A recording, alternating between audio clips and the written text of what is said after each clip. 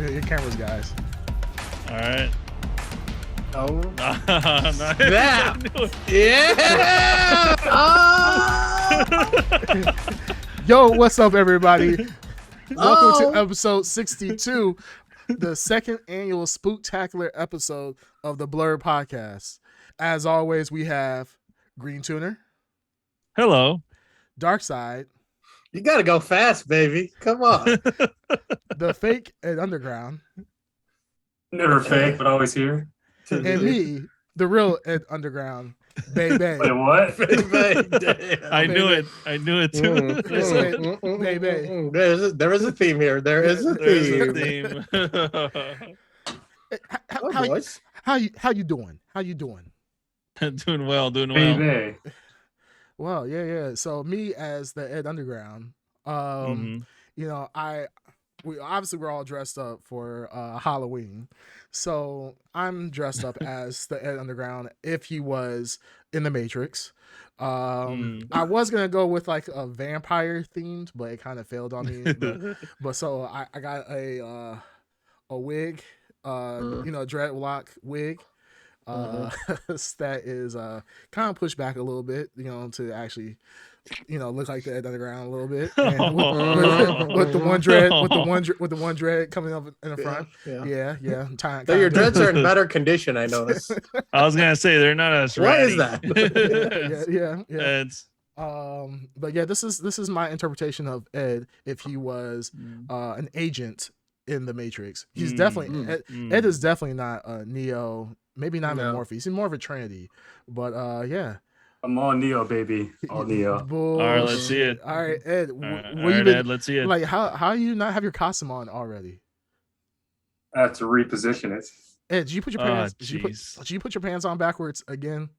No. That's he is able to poop easily. He just unzips it. Zips it. Or it's just easy access. Ed, what the easy entry? Entry, yeah. No exit, only entry. Ed, what the hell? What are you? All right, Ed's obviously the Invisible Man for this episode. Jeez, but Green Tuner, that mustache. How long did it take you to actually grow that mustache? About 10 minutes. Yeah, I feel like that is the typical Mexican mustache. I feel like you're really not your real name. I'm gonna just call you Hector from now on. But no, that's a very impressive mustache, sir. Thank you. Yeah, no, it's very sexy. And then we got Dark Side over here as Sonic. Definitely not Sonic. He's definitely not going fast. But no, I he looks like a sleepy Sonic. Yeah, he's like the Sonic that takes the bus. Yeah, I've walked enough today. Yeah, he's like, you know what, I'm done. He's like, I'm the Sonic that takes the car. Yeah. He's the Sonic that gets caught in rush. I show up at the end of the level like a get out of my Civic. Yeah, I got you press the forward button and the roll. He just walks. He just walks the entire way. He doesn't even walk. He has a rascal where he just goes everywhere. Now, Green Tuner, do you have the overalls too? No, just You just went with the red shirt, gloves, mustache, and hat. Man, dude, me and Green Tuner are like blue shirt, white gloves. I mean, exactly the headgear. Yeah, beautiful. Competing companies. I know. Now, this for is us to amazing. even out, Ed would have to be dressed like Creamcast, if he dresses, and like that would balance the scales. That would be amazing. It would. But I wouldn't want to dress up as my son. So So much talking, you haven't even revealed your thing. Yeah, it'll be revealed in a few minutes.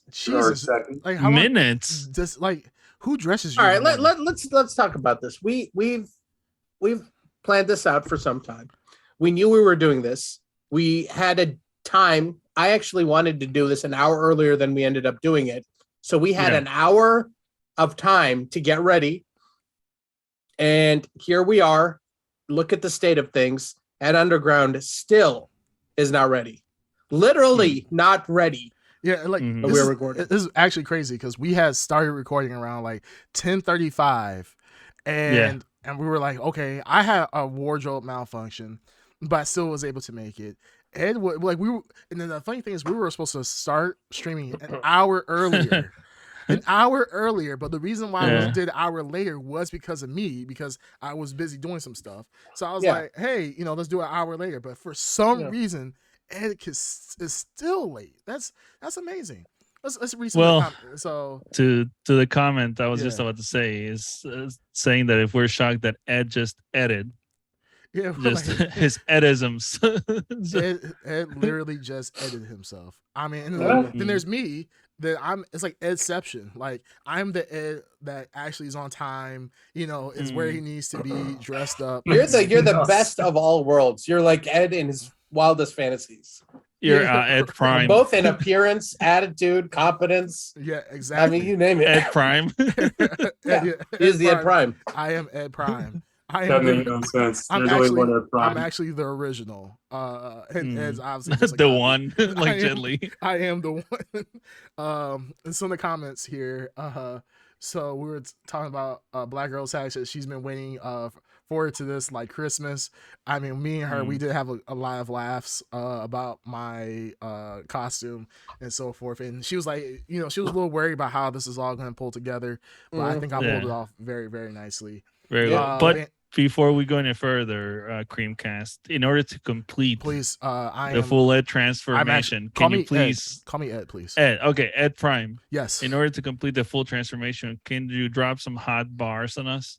Yeah. Just Yeah. Okay, here we go. I'm gonna spit You some know how to Alright, begin. let's go. fire. Okay, I know the Good. beginning at least. all right, hot fire. All right, hot fire. All right, here we go. Forfeit the game before someone takes you out of the frame. Yep. Put your name in shame. Mhm. Cover up your face. You can't run the race.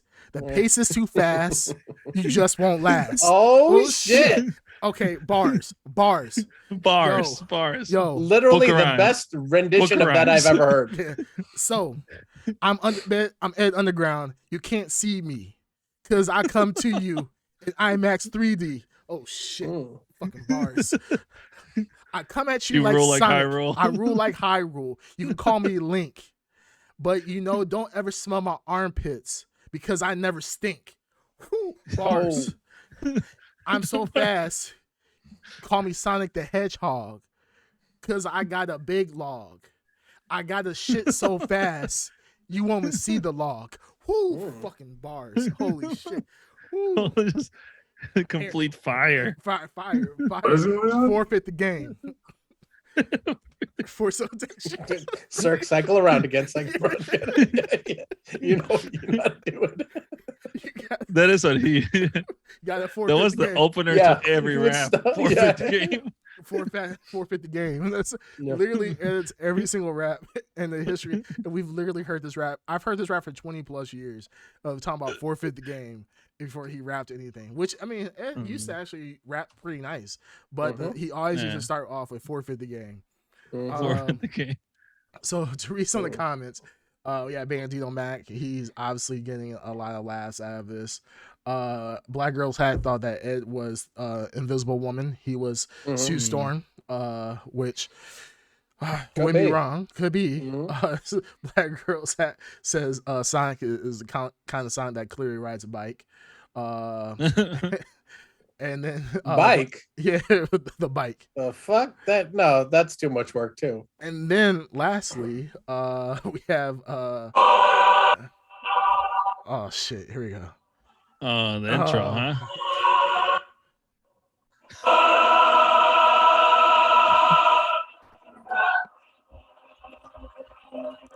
Hey, did you just come as Obi-Wan? did you just come as your fucking self? Yeah, what What? did Did you just do a whole title screen and all and music? Wait, and so this forth? is what took you forever? what did you What? do? What the fuck did Yeah. you do? What do you mean? What's your costume, man? Anakin. Wait. Let me get this fucking correct.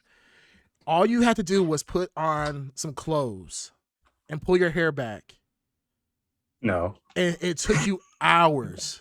No, it To didn't get take it. me hours. Whoa, Okay, I'm sorry. It whoa, took you okay, half stop. hour. Okay. Yeah. What took you? What were you doing? I'm I floored. were was you doing? fixing my camera because, Lord. as you know, OBS Hold on. wasn't working on the camera. No. Hold on. I just read What? a great comment by Bandito. Vampire in Brooklyn. Yeah, right. He does look like You do look like him. Just- You do look like Eddie You Murphy. do look like You do look like him. Oh my god, that's good. That was a good one. God. Oh my goodness. Ed, like seriously, That is the laziest outfit I've ever seen in my life. you literally took 30 It's more minutes. detailed, Ed, but because can't see the whole Yeah, thing. it doesn't matter. Your face is what matters on the pod. But Ed, Well, yeah, I know that. Ed, you literally put a costume on that. First off, I mean, we only have certain people that watch us live, but this Yes. you realize this is a audio. We're more popular audio wise. So Yes. the thing is that for the few viewers that we have live, you put on a costume that they cannot see. Well, then you got to check it out for those who are listening. No, but even if they were to see it, there's Wait, no. wait, wait. All you did was put your dreads audio in a listeners, you will be disappointed. Yeah, audio listeners, you. But visual listeners, you'll be very entertained. tail. No, you will be very disappointed too when you see Disappointed as well. Trust I me, don't we know are about that. we are visual Well, if you're listeners visual- or viewers. visual watchers. You wouldn't be a listener visually. That's kind of You know what I it. mean? Yeah, but no, I'm just saying that just hey, it took you 30 minutes to get ready, and this is the outfit that you put on. You literally just put on your bathrobe. No, Yeah, so does. actually, It looks like you put on a bathrobe. You and literally just put. sat It looked down. like you just I ran over to your mom. cosplayed this, the full outfit with lightsaber and a glove and everything. Oh, Do you at least have a can you- lightsaber? That it doesn't Couldn't find translate. it. You couldn't find Can you lights. turn? Can you turn off your red glow just so we can look at the costume here? Can I turn it Because off? it does look like you What threw some. costume? I There's mean, no I costume. I think he took his pants and literally threw the legs over, like he's got the legs of the pants over his shoulders. Then you turn around, you see the belt, Oh, jeez. right? Did I guess Well, I'm wearing a belt. Oh. Yeah, I literally hear Black Girls hackling like in the background with Darkseid's description of what he's wearing. Am I wrong? Yeah, I mean, That's like, what it No. looks like. and You this look more like Mordo than you look whatever. Mordo. you do look more Yeah, like Mordo. the guy from Doctor Strange. Yeah, I The look more bad like guy. I look more like you than you Yes. look like you.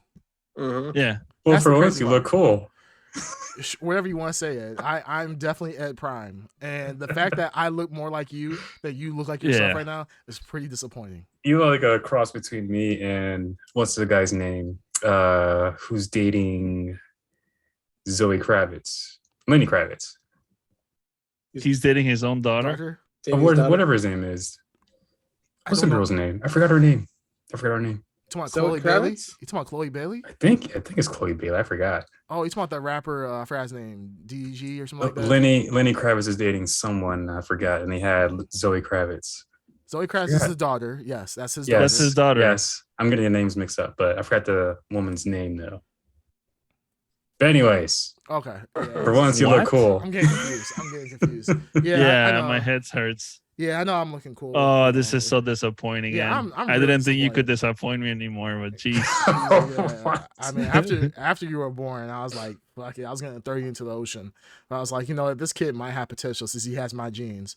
But holy Nah. shit. Well, you're wearing my jeans in the moment, so No, Ed, you have your jeans on your shoulder right now, pretending like it's an Yeah. outfit. Like I'm really disappointed. this is outfit. really- We talking. You really Is that an outfit? Yes. you literally Let's ran see The it. whole thing? You literally Yes. ran. Okay, You look, literally ran to your mom's Jed- bathroom and said, "Mom, can I borrow your bathrobe?" She's like, "Oh, take the cloth one." No, Mom, I need the silk one. So then- this is part of the belt. Oh, that Look, came turn with on it? your lights and let's see the outfit Yeah, at see the actual least, so thing. we Yeah, can. yeah. Give us yeah. a Well, I'm not- Literally, it looks like you did nothing. yeah. I did something. Turn off the light. And Well, give then us a let's see it. 360. Yeah, Turn give us a- turn off the red light. Just put regular lights and let's see the whole outfit. I'm not wearing the pants part. Nobody cares. No, So yeah, what? this You're one. in your I mean, are you- boxers or what? Yeah, you just Well, commando I'm there? wearing like shorts. All right, let's see them. Let's see those little what's it called flamingo legs. Come on. Flamingo legs. Yeah. Yeah, see, let's see somewhat more of the outfit, please. No, it's fine because it doesn't go with the outfit. Oh my god, Ed. God. I'm wearing This is- shorts. Like this is like the easiest assignment like we could have ever done. Like all Syed did was wear a Sonic hat and a t-shirt, and he Yeah. has That's it. literally That's it. out. Oh my god, Ed. He has that That's it. done. Ed, You know what? definitely- This is par for the course, though. Says what? Well, I don't know what we were expecting. I don't know why. I was expecting something much better than this. Greatness. This No, you know is what? I take that back because last time at least you had a Spider-Man mask on. Oh, like, yeah. yeah. That you was did have a something. Spider-Man. Miles Morales. Yeah. Yeah. Yeah, Mhm. this is That was better. I'm extremely disappointed, but this is typical of Ed. Now, Ed, Greatness. did you purchase this costume for like a party or something? Are you going to a party? I purchased it last year for a party. Yes. Oh, okay. Yes. So you couldn't do like a little Anakin, like the scar, or like paint a scar or something on your face to be like, hey, that's what? Anakin. Hey, or like Ed. at least have like some burn marks on your face, No, something. even what he Oh, did that's- right now, That's you Vader. could have not put on Anakin. some shades and been what's his name? He was doing like the head thing. That singer. Yeah, even that would have been right, a step above than just doing this. Ray with Charles? a I didn't think Ray about that. Charles? Yeah, he could have been Ray Charles. No, not Ray Charles. Happy birthday. What's that one? That's Ray Charles, isn't No. It's not Ray Charles. Stevie Wonder. The other blind guy. Stevie Wonder. Stevie Wonder. Stevie Wonder, thank you. Oh, That's how okay. you were doing Stevie Wonder. Because he always does that too Legit with the crying. dreads. Yeah. Yeah, black. Oh, I man. literally hear Black Girl's Hack over there, like crying, laughing because she. It's oh my god. Talk about like a giant dud. Yeah, Like he had like the music, the lights, Yeah, and like, then I was really just- like, I, holy shit! I this is thought gonna you be were going to awesome. come out as Darth Maul or Yeah, something. me and too. I Yeah, was I really really thought. like, Yeah, I was like, I oh, thought he's gonna snap. have the makeup. He's gonna The have makeup. Yeah. I was Yeah, like, yeah. oh, okay. Yeah, if you had the makeup on, I would have been like, oh, all the time is justified, because of how Exactly, long it's yeah. taking. Yeah. But Well, really, the just wettest an of excuse. farts. I was fixing my camera. I had The to buy wettest a new of farts. thing for the camera. Yeah, this is What? literally. Yikes. Never You a could have waste. at least put it. No, you could have at least put like a little goatee and been Qui-Gon. Mhm. Just something, anything than what you're doing right now, which is very disappointing. Well, Yeah, got to it's fair. take it. It's my favorite Star Wars character, Anakin. So I yeah, do but you have didn't even put the- like the scar or anything. Well, yeah, no time to do it. You look more like Mace Windu than Anakin at this point. Yeah. Oh God, no. Yeah, you just look like a random Jedi. You don't look. Mhm. If I saw you, I wouldn't be like, oh, that's Anakin. This is Mace Windu. Yeah, no, but you don't look like Anakin. You didn't put like the scar in his eye or anything like that. Yeah, I'm extremely disappointed, but that's okay though. Hey, you guys still All have right. Ed Prime here, so True. I am baby. at Prime. Ed, look at the Baby. screen now on the stream and tell us which one does not fit for the Halloween special. It looks like you're just you with a red filter right now. Where You that literally- Sonic yes. looks very, very sketchy. Ed, you Sure, literally. But But at it's least it's an Sonic. outfit. Sure. Mhm. Okay. Here I am, baby. All right. Well, All right, that's well. that, folks. That's welcome to All the right, well. Halloween Spooktacular. I mean, Yeah, this is it. Ed just dressed as himself. So, Mhm. but don't worry, baby. You got Ed Prime here, come to save the day, save you from the Matrix. So how was your guys this week, except for Ed, because no one cares. Wow. Might have the greatest week ever. Yeah. Okay. Wait, Ed, Uh, tell us about your greatest week ever. How about that? Tell us about your greatest week. Oh, no, I'm just saying. In general, it's always a great week for me. Oh, great week. Okay, awesome. What about you guys? You guys have anything cool this week? No, pretty good. Yeah, I was just was a photo finish to get my Sonic hat in. I spent a hot I think $15 on the whole outfit. Pretty good. Yeah. $15, nice. $15. Nice. Same That's here. it. I'm 15 very- bucks. Amazon Prime, baby. Amazon Prime. Hey, Oh. Amazon Prime never fails, man. Like Yeah. Amazon, you just can't go wrong. I mean, of course, Mm. you can physically go in the store and then walk around and so forth and find what you want, but who even knows is there? But Amazon never misses, man. That's where I got Absolutely. this. Mm. Well, these glasses are actually my wife's. The Mhm. hair, courtesy of Amazon Prime. There you go. Mm. The jacket is like, I don't know, some expensive shit. Gucci store. I don't know, whatever. I'm That's rich. where I get it. Hey, you still shop at Hot Topic. Shut the fuck up. But I never had a hot topic in years. don't But lie. Don't lie. But no, anyways. He's got Um, like a collection of Big Johnson shirts. Remember those? Yeah, I've heard. Yeah, I've seen those. But yeah, I actually bought some like vampire teeth. from Amazon, and they actually just turn out to be complete shit. Like you're supposed to mold them and make dentures into your teeth, and it absolutely failed. And I was like, "Fuck it, I'm not gonna do this." So that was the pivot I did. I was gonna do like a vampire Ed Underground. I have like blood. Literally, you were gonna go vampire in Brooklyn. I was literally gonna go vampire, but like no bullshit. Like I got blood right here that I was gonna use, but yeah, all that shit just kind of fell apart. So I'm like, if the teeth don't work, then I can't do anything else. So yeah, I just pivoted to Ed stuck in the Matrix and so forth. He's just that one annoying agent that tells you that Sonic is the best game ever. Like you're supposed to stop the one, not bore him to death about how good Sonic is. So. He was like an imitation of the one. There could be only one. Right. Yes, sure. Anyway. Okay. Yeah.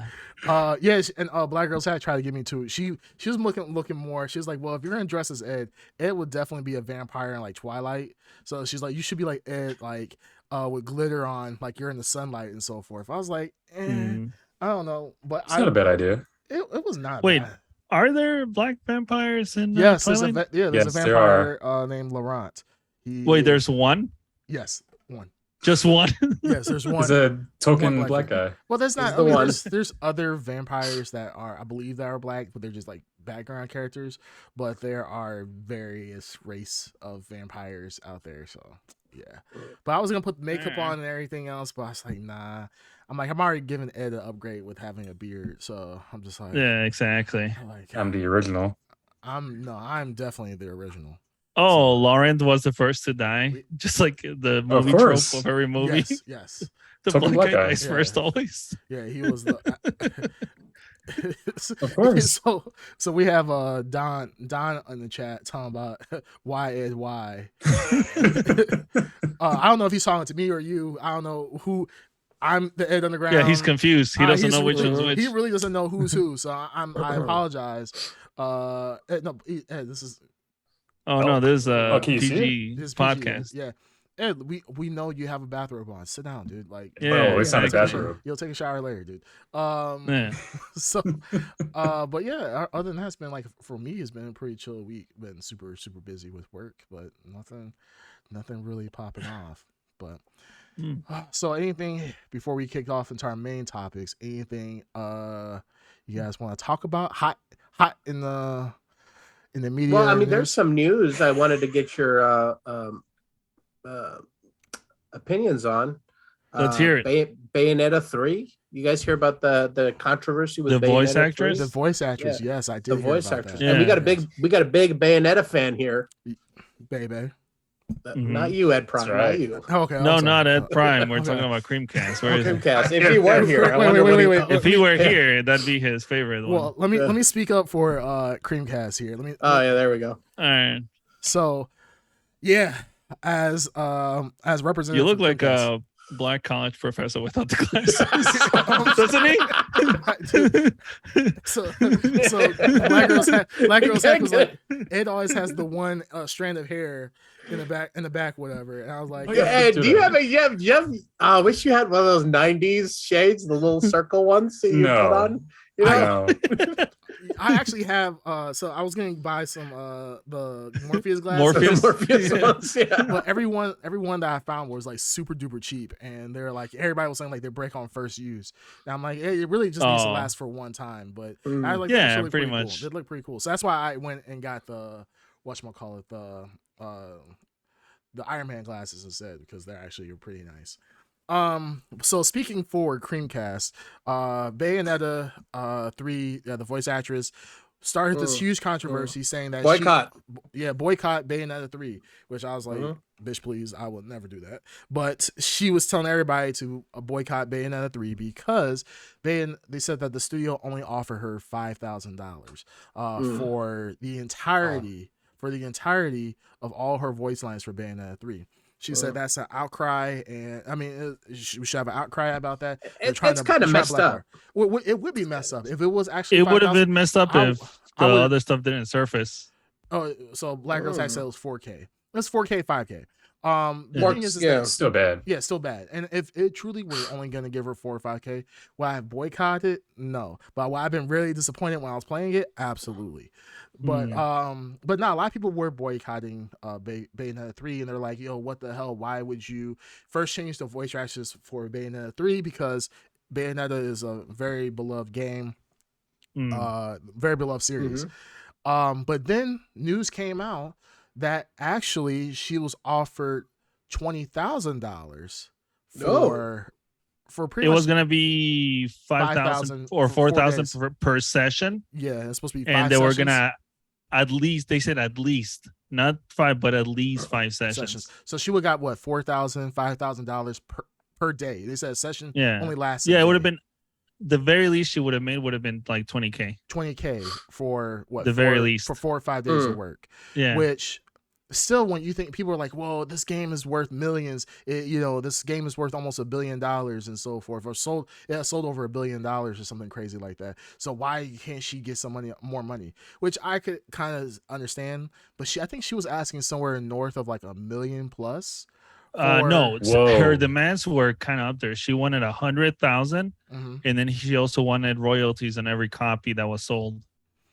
So she was pushing, like, she countered in a huge way where they were just like, no, we can't do it. Yeah. I mean, at that point, but see, the thing is, like, so in the chat they said women are notoriously underpaid. I totally disagree with that. You gotta know your market in this situation. Oh hell yeah, the manosphere. Here we go. This is I'm Ed Prime. There you go. I'm Ed Prime. I want all women to listen up here. Women exactly. listen up. Women listen you up. guys like Fresh Prime. and Fit? Get ready for it. This is what Andrew Tate talked about. Andrew Tate. Oh no. Yeah. So this, as the Ed Underground, I don't like Andrew Tate, by the way. So well, I'm Ed Prime, and I'm speaking for Ed Prime loves Andrew Tate. No, it's crazy. More like Ed Black. How about that? I mean, it was a huge counter offer. Like, what's crazy about that is, do I think, if Bayonetta is actually making $1 billion, she should have got a lot more money. I still think 20,000 is pretty low. It is low. I think, she should have got paid a lot more. I don't know why they don't pay her more for it. I feel like that's weird. Especially if she is literally the voice of the game. She is the voice, but how much work is she put? Look, I mean, we'll get into this, of all the people who developed this game. How many people put their blood? Yeah, there's animators, it's years storyboarders, of time. You know what I mean? I'm saying is, I don't know how much a voice actor makes. Me neither. If you're an iconic voice, right, you should get paid a lot more.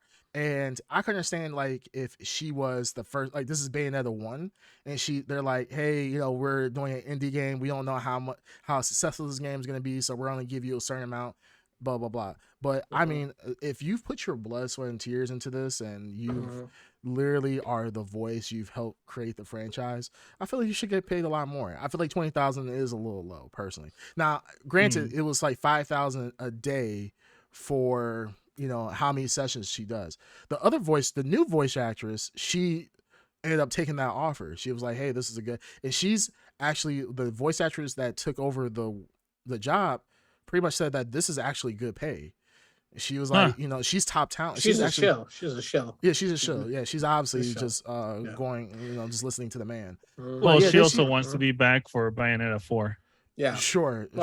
She ain't dumb. That's still money. But no, the thing is that people were saying, like, this voice actress that has taken it over is absolutely, like, top tier talent. So the thing is like, there are people who are saying, like, if somebody who is top tier talent is taking over this voice acting role, but then the original actress is not, they're like, there's some disparity that's going on that we're not hearing about, and it kind of breaks down the trust that you have in people. When you hear, like, someone says, rally for this cause, I'm getting underpaid. And everybody's like, yeah, absolutely, you're getting underpaid. Because if you're getting, because initially she said, I'm only getting paid 4,000 for all the voice lines in Bayonetta. And everybody was like, yo, that's ludicrous. That's crazy. And then it comes out like, oh, actually what happened was, that was 5,000, 5,000 a day, which for a video game, that's really good money apparently from other voice actors in the industry. They were saying like, yeah, that's for 1 day of work, which is probably, you're not recording 12 hours straight. It's like a 8-hour day. You making $5,000 a day to do voice line. That's top tier work at that point. Unless you're like a celebrity, like an actor, like like for Mario or Chris Pratt or something like that. So but he has other standing outside of just voice acting. We know voice actors don't make the same amount of money as an actual in-person. Yeah, no, nowhere as close, unless you're like in The Simpsons or something. But like an iconic show. I just did a quick. I don't think you really make that much. A Google search. So the average monthly pay of a voice actor is $6,000. Top earnings is $15,000 a month. So the fact that she was making $20,000 a month for 4 days of work is amazing. But the thing is this, it's like I don't care as much as that, like how much she's getting paid. Like if you're gonna rally behind a cause, like tell all the facts up front. Don't say, oh, I'm only getting paid $4,000, and everybody is sitting there like going rah rah rah, we're really upset about this, and then come to find out that was not the offer. You're getting paid $4,000 to $5,000 a day for it. And if she would have been honest and like you said and said, hey, I'm only getting paid $20,000 for a game that sells 100 million copies, if people saw it that way, then it would have made more sense, right? That's instead of just saying 5,000. You're right. Yeah, if she would say, if she would came out and say I wanted 10,000 per episode per thing, and people would have rallied behind her, I think, a lot more. But because she didn't tell the truth up front, or she concealed what it really was up front, it kind of killed the momentum of what she had. And it kind of sucks is now everybody's like, screw you, like we don't care anymore, like we got another voice actress and now we want her instead of you at this point, because you just kind of ruined your reputation in all of 1 week. And the counteroffer was so massive opposed to what they were trying to give her. She could have at least found some wiggle room, you know what I mean? Yeah, I mean that's pretty, because going from 20 to 100,000 plus royalties, that's pretty, that's a big ask. Hey, if I'm in her shoes, that's just that's the art of negotiation. You gotta, you can't go too high. You can't be like, if a job is offering you 80,000 and you say, well, you know what, I want 300,000, let's go from there. I mean, you're not going to probably get much success. So like I said, best of luck to her. I mean, I like the original Bayonetta voice. I think it's iconic in that game. But if Nintendo or actually Platinum Games felt like they need to replace her, then hey, just so be it. That's just the way it is.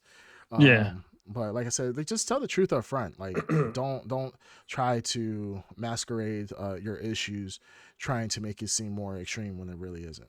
That's all. I mean, there's a legitimate issue here. Voice actors not being underpaid. Yeah, especially for.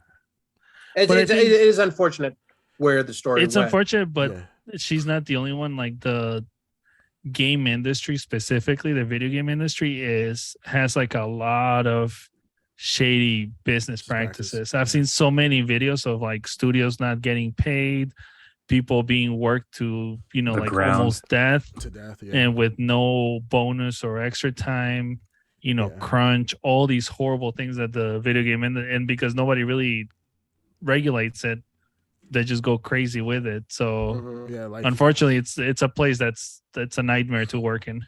Video game industry,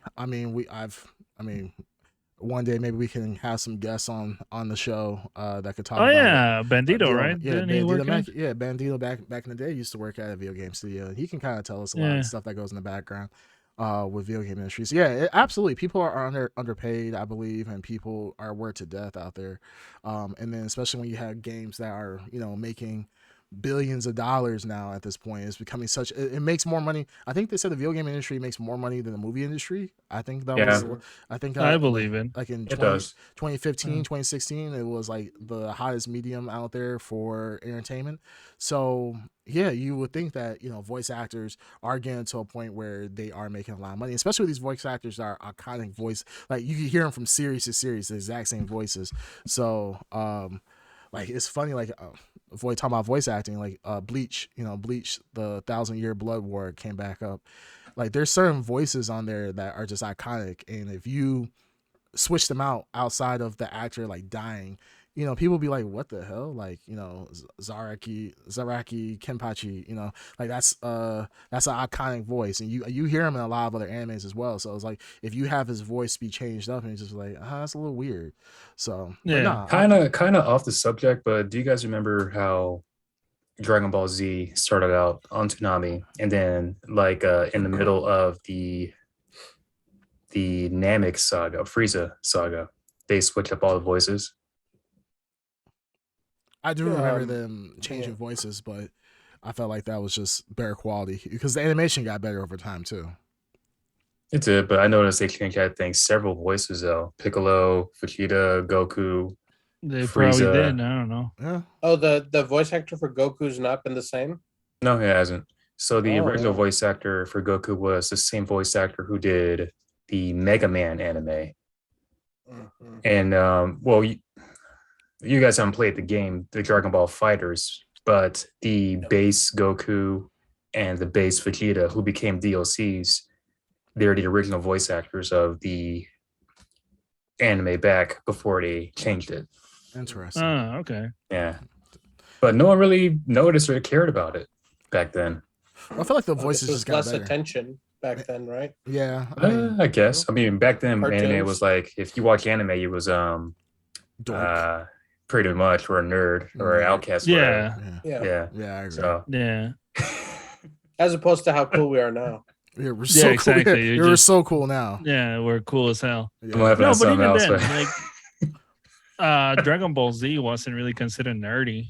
Yeah, everybody and their mother watched it. Everybody watched it. Yeah, because everyone was watching it. Yeah. So. I'm telling you, I remember like me being the only one that would like watch fucking Ranma and what's the other one? That would be nerdy. Yeah, nerdy. Or what's the one with the guy that lives with all the girls? Tenchi Muyo. Tenchi Muyo. Oh. Yeah, like I would be watching awesome. those, but nobody else would be watching them. So yeah, I would feel ways about. I would feel ways about if like I was. I think anyone who was watching Dragon Ball Z at that time, you'd be cool with, and then it was like, oh, I watched Sailor Moon too. I'll be like, Sailor Moon. Yeah, Sailor Moon. Like, what the fuck? I did. I know you did, buddy. I know you did. Yeah. Yes. Yeah, you did love some Sailor Moon back in the day. Oh, I didn't say I love Sailor Moon. No, you did. You used to pretend talk a lot about it. Sailor. You used to pretend like you're like I'm Tuxedo Mask. Yeah. Well, I am. But this is how you've been since high school. So, I mean, it's just kind of funny that you are talking all this shit about Sailor Moon now. Like you weren't a mega fan back in the day. I wasn't a mega fan. I mean, I watched it. I knew about it. I was more. Were you aware of the sexuality of some of the Sailor Scouts? It was obvious, but I knew that America censored a lot of things. Yet they became you're blind to it with Gundam Wing. Because it didn't exist in Gundam Wing. Gundam Wing. I don't know. Are you still? That's still in denial here. That's crazy fan theories. Crazy fan theories. I don't know about that. I think it's been confirmed. Says the furry. Well, I mean, he is Sonic. He has to go fast. As the sure he does. Head Underground Prime. Gotta come fast. Yeah, gotta come. I'm Ed Underground Prime. I love the yaoi scenes and Gundam Wing. They're the best. They were the best, and I don't know why my fake counterpart over here is acting like he doesn't love it, but we loved it. They were progressive. They were very progressive for their time. Eddie Black. Yeah. So, all right. So moving on, let's talk about the main subjects. Oh, well, do we ever want to touch that the topic of Twitch streamers in the news recently? Oh yeah, that's true. Sure. Yeah, we can touch on it real quick. So big news in the Twitch world. Amaranth, one of the biggest streamers on the platform. I think she is the biggest streamer. She is the biggest. Yeah. And well, I don't think she is anymore. I think she was, but she's one of the biggest, like easily in the top 10. Recently made a Twitch live of her pretty much saying that she's been forced to stream and that she's actually married and that her husband has been very abusive to her, which is absolutely crazy. Wow. To think that, somebody who has so much, so many has such a large audience, is always in the like every time I log in, Amaranth is always on Twitch, like especially I think during it's the day. the way it happened. Like it happened in a very dramatic way. She went offline, and then she was having this heated conversation with her husband, and she went back online, basically and put him on speakerphone because he was threatening her career on the call, spending her money. Yeah, he was sending her horse to a meat packing plant, like kill her dogs, kill her and dogs, then he was threatening to like whoa, I delete never her. watched the thing. It's threatening to delete her Twitch, like her Twitch, Twitter, like he has control over her Twitter, Twitter. He has control of all her accounts, so he was making all these like threats of what I'm going to do to you in the social sphere. So she hit the live button, and she put him on speaker, and he didn't know he was live, and he kind of just was himself in that moment, and she just like I mean, she's crying, and it's like it's a version of her no one's ever seen, the real like version of her. Yeah, so like I mean, if I was there, I was like, you click on Amaranth like you do, you expect her to be in a hot tub, or like, you got your pants licking halfway an ear down, you're ready to yeah, we know the typical, get my whole paycheck Monday through Friday night. We all know what we're talking about here. Give a whole paycheck to. I mean, me as Ed Prime, we love giving our paychecks to Amaranth. I mean, you love the name on that pickle, right, Ed? Wait, what? You love the name on the pickle, right? I have no idea what. Right, well, either way, yes. The only pickle I know, means, but I'll agree. Only pickle I know is Pickle Rick. That's the same pickle. That's the same pickle. That's such a coincidence. Literally the same pickle. Wow. Is it? It's almost Rick? like, it's almost like me and Ed Prime, me as Ed Prime, and we're in the same wavelength. That's crazy. As my clone, he knows so much. But go ahead, continue on with Eddie Black. Yeah, Dark Side. Continue. Yeah. So anyway, she went live, and I don't know how long she was live for. It's a weird stream. And there's a lot of people who commented on it. So if you want to watch it, it's there. So it's still up? Yeah. I mean, the stream, you can watch the stream, and you can watch clips from it. Yeah, people record. I mean, that's depressing as hell, though. Yeah, people recorded it and everything. You feel bad for her. You really do. I've never seen her stream. I know who she is only because when you go on Twitch, she's like always in the top, whatever. Yeah. But I don't know. Nobody believes you. Nobody believes. Sure, I mean, go for it. Why would we definitely watch it? So stop that. But Amaranth, like the crazy thing is, like her husband. So during the stream or during this conversation, or he was texting her like, "Hey, answer your phone right now. If you don't answer your phone, I'm going to spend $75,000. $75,000 gone. I've spent it on this. Yeah. I'm donating $200,000 to a bird shelter. All right, the money is gone. Now we can't no longer put a down payment on that house that we wanted. $750,000 gone. If you don't respond back within 30 seconds, like really like financially abusive stuff. And the fact that the crazy thing in my mind is that two things. One, that she was that she is the moneymaker. She said that she would be doing the grind, like that he has anger issues. They want to literally therapy, she's doing the grind, but she's doing the grind herself, and she said she agreed to it because she said her husband said, "Hey, this is good money for us. We don't want to let this opportunity go, so we're gonna grind." And I remember watching a documentary on Amaranth, and it was something to the extent of like. She works hard. It's not like she just, I just wear a bikini and blah, blah, blah. Like she has staff in the background, she literally in between shows, she just takes a slice of pizza to eat. Like she's doing, and she's on shoots 24 hours a day. Yeah. She streams a lot. When she's not streaming, she's setting up her sets for the next day. She's doing her OnlyFans stuff, which, there's a lot of things that go on in the background. Her bikini shoots, like I said, sponsorship deals, in the background. Like she has a full staff behind her. And, a lot of people say, oh, she's just a girl that just wears a bikini and so forth. Like, hey, that's still work. So, she said that her husband, if you have a way to make money, why not use it if you're comfortable with it? Right, but the thing is, regardless of how you do it, but the thing is, her husband is making her what she says. Like she's like, "Hey, I just want to chill out a lot of times. I don't want to do a lot of this stuff." But she said that her husband was like, "Hey, commit to the grind." So she's been doing this. Which is crazy to me is that her husband has such a control over her, even though she makes all the money. Like, he doesn't have that lifestyle if it wasn't for her. And the fact that he's trying to manipulate her, he has all the passwords to her accounts, to their money and so forth, and like is spending her money that she's earning, and just like, hey, let's not talk about this like rational adults.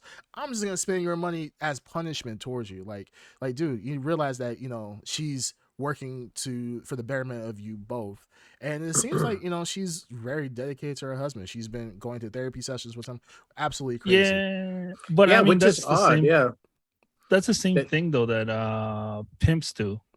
That's what it People sounded think like. that is legitimate how they do it. When they approach a girl, they don't approach her aggressively. They literally make them fall in love with the pimp. And then they kind of have this like Stockholm syndrome where they have to make sure that they provide everything they can for the pimp, and then the pimp is just controlling them. Yeah, but that's how they do it. That's how they approach them. They never approach them with aggression. They approach them when they're at their lowest point and give them like love and comfort and everything, and then are able to completely use them up. So I don't know. No, I get that. I mean, we don't know the whole, like, here's the other thing. We don't know. This is like breaking news and breaking revelations. So like, not a lot of people know, like, there's a lot. Yeah, it could be both ways too. Yeah, I don't be, like she has the abuse. The way he spoke to her was really like, that's the thing that's the most jarring, like, unavoidable thing, but as far as their relationship goes, nobody knows really how they're. Well, the crazy thing is like outside of that, like, I hope, like, I'm always the person like, let's look at both sides, especially in a situation like this. Let's look at both sides. But in this situation, I would be like, yo, she needs to get to safety, needs to be somewhere where she feels safe and secure, and then get her accounts and her name and so forth. If he's truly abusing her like this. The one thing that's really weird to me, and this is like complete like simp ass behavior, is that there are people who are mad about the fact that she came out and said that she's married.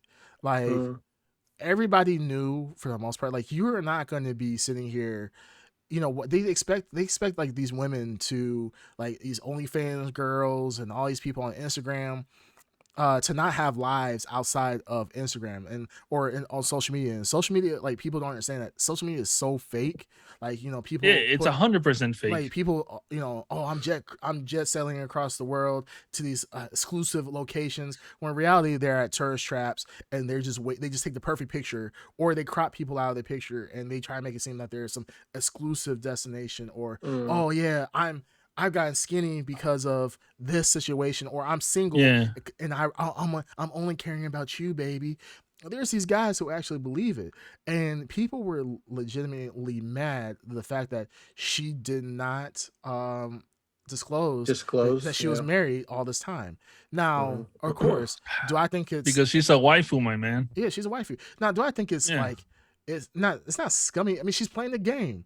I mean, that's just it's just what it is. Anybody who's anybody. Like, if I had a popping off Instagram where I'm like showing like I'm the sexy male bachelor, if I show that I'm married, what will happen? Your accounts would go down. My accounts are going down. All these thirsty ass women are gonna just start leaving. Same thing for women. If they showing these sexy Instagram pictures and so forth where they look like they're available and these guys are flocking to it, as soon as they see that she's taken, her Instagram is gonna drop. So what she's gonna do? She's gonna say like, hey. I mean, it's a business move. So it's just like, it is a business, but it's still scummy no matter how you do it. It's scummy because you're actively trying to hide it. But how delusional are these guys? Like, why? That's not part of the. You'll never see her. If she was saying that, you'll never see her anyways. No, I agree. I agree that. Good. I'm sorry. I agree that people are retarded or idiots. Whoa! Right? I know. I could. Well, there goes our Twitch account. I'm the Ed Underground. I approve of that message. No, yeah, go ahead. No, look, I agree that there's a lot of people out there. For some reason, there's this thing where a lot of guys, no matter who it is, they always think that they have a shot, including someone in this chat. They think they have a shot with like celebrities and things like that. Mm-hmm. Poor dark side. Yeah, exactly. Yeah, so I know it's stupid, but at the same time, if you're willfully portraying certain things due to a monetary value, because you can make more money out of desperate people, it's still a scummy move to make. And it's not just her that does it. Everybody does it, just like you said it, and it's still scummy all the way around. Yeah, but what is she putting out there as the fantasy of being with? I mean, I don't even think she's putting something out there like that. It's just a visual. She is presenting herself like everybody else does, and there's a reason why they don't show them being married or attached to someone, because they know that it's going to generate more money from desperate guys out there, right? But so that's on the guys. It's lying through omission. I don't see that as being scummy, though. I really see that as like being. That's a business. Look, it's a business decision. It's just her, though. Yeah, and businesses are scummy. That's just how the way it is.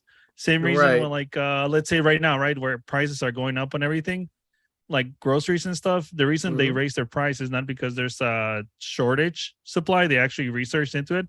It's because they could, right? And they did it because everyone else does it. It's business at the end of the day, but it's still scummy. Yeah. I mean, I get that, but again, we're not talking about a business corporation. We are talking about a person, and we're talking about a person that generates a ton of money. Right. Doing that, but, and again, she's not the only one that does it. Again, it's everyone does it. If I was in her position, I would do the exact same thing. Same. I think we all would, because she makes a ton of money, but there is a human element that you're not hiding behind CEO or some building or corporation or PR team. It's literally she is the face and she has a crew. She still has a crew. All these people, when they get to that, they do still have a crew of like employees that do all that. Are you guys trying to mimic each other? He's trying to mimic me. Are you mocking me? Because technically she is a brand, so it's there's still like what's called, she may be considered the CEO, but there is still staff. There's photographers. There's people that manage her media.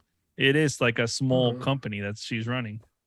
Isn't it? Is it him though that's doing it, or is it a staff of people? No, she actually it's a said staff of people. She actually when you get to that level, it's a staff of people. She said that she wanted to admit that she was married a long time ago. She's like, I don't care. She's like, she's made enough money in her lifetime to be, I think honestly, if it wasn't for her husband, she probably would have stopped streaming at the quantity that she was a long time ago, because she just cares about like her animals and her horses at the end of the day. So she has horses. She does have a goal in life to like she doesn't want. She understands, like, she's conscious of, she has a half-life expiration of her career. There's a time, especially in that field. Yeah, so she's trying to accumulate as much money, and she's like, I mean, there's all these articles about like the stuff she buys, like gas stations and all this like other stuff. Like she's investing that money because she's striking while the iron's hot. And I don't know, is that her or is that him or is that both of them? Like, this is what I'm saying. We don't know. I mean, it's a smart Amaranth character, where that came from, but there's a real person inside that. So what is Amaranth? Is it her? Is she portraying a person? I don't know. Is she just herself? Her online persona. It's her online, yeah. Like 99% of these people who are out, well, I'll say 90. I'll say 70%, 80% of these people on Instagram, they don't live the life that they say they do. Maybe even more. Probably 90, maybe 90, 95%. They don't live. It's like 99% for sure. Mostly, like, you see like these guys out here like flying their cars, parties all the time. They don't live that type of life for real. They just they rent stuff to make themselves look cool. These women who are dressed all sexy all the time, you're not gonna see them at home dressed as like in bikinis and looking flawless 24/7. Like they're doctored up. They are doctored pictures. They are perfect lighting and all this other stuff. So the thing is that at the end of the day, like, what you see on Instagram, what you see on social media is not real. So people look at Amaranth and like thinking like she's their girlfriend. Like she's selling what I would consider the digital girlfriend experience. Well, the digital girlfriend experience. So GFE. So she's selling that digital experience to people that is relatively PG on Twitch. But at the end of the day, these people don't know how to separate fiction from reality. So these guys who are upset about her being married this entire time, like, dude, you played into the fantasy. Congratulations, you're a simp. Like, who cares? Move on with your life. Go get yourself a real girlfriend, and your life will be much better for you.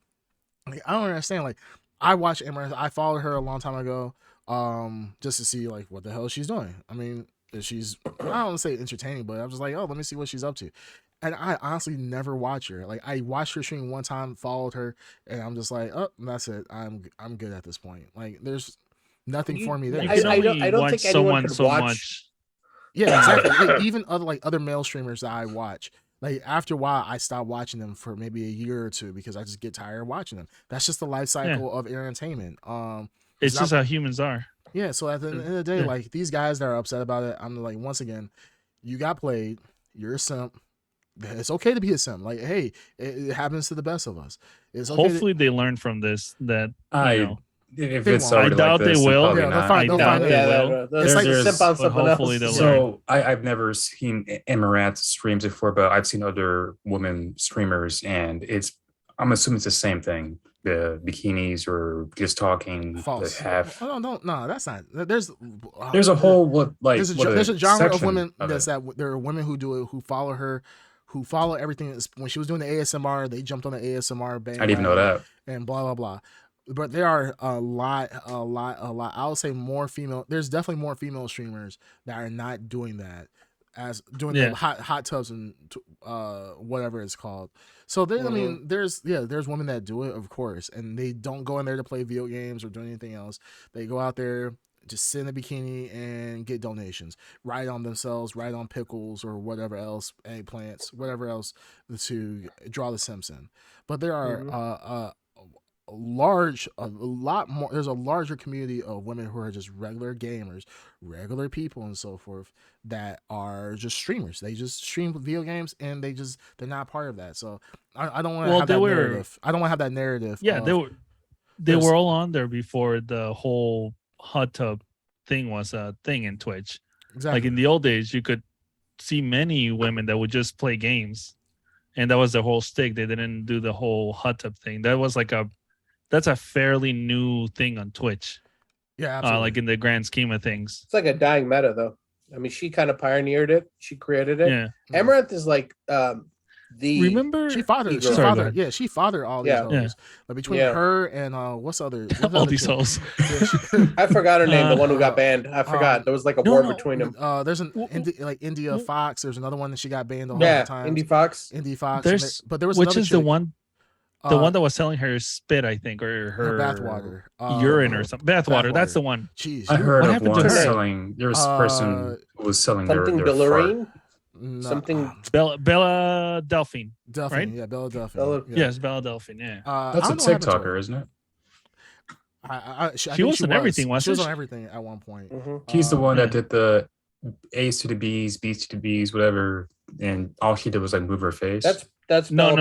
That's Bella Porch. Porch is down. Same thing. Her Porch.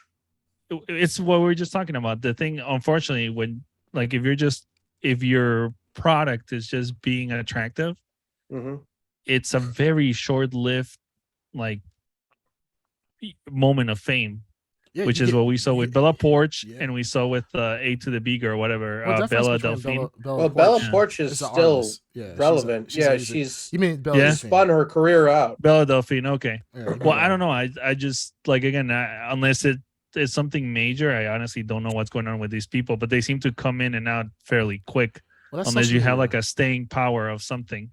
It's social media in general. Like social media in general, like you're popular, like you can have millions of followers and have very low engagement. There are people who have millions of followers and have high engagement. Social media is all like people now with social media is all about the here and now. If you're not relevant in this moment, then you're gonna get forgotten about very quickly.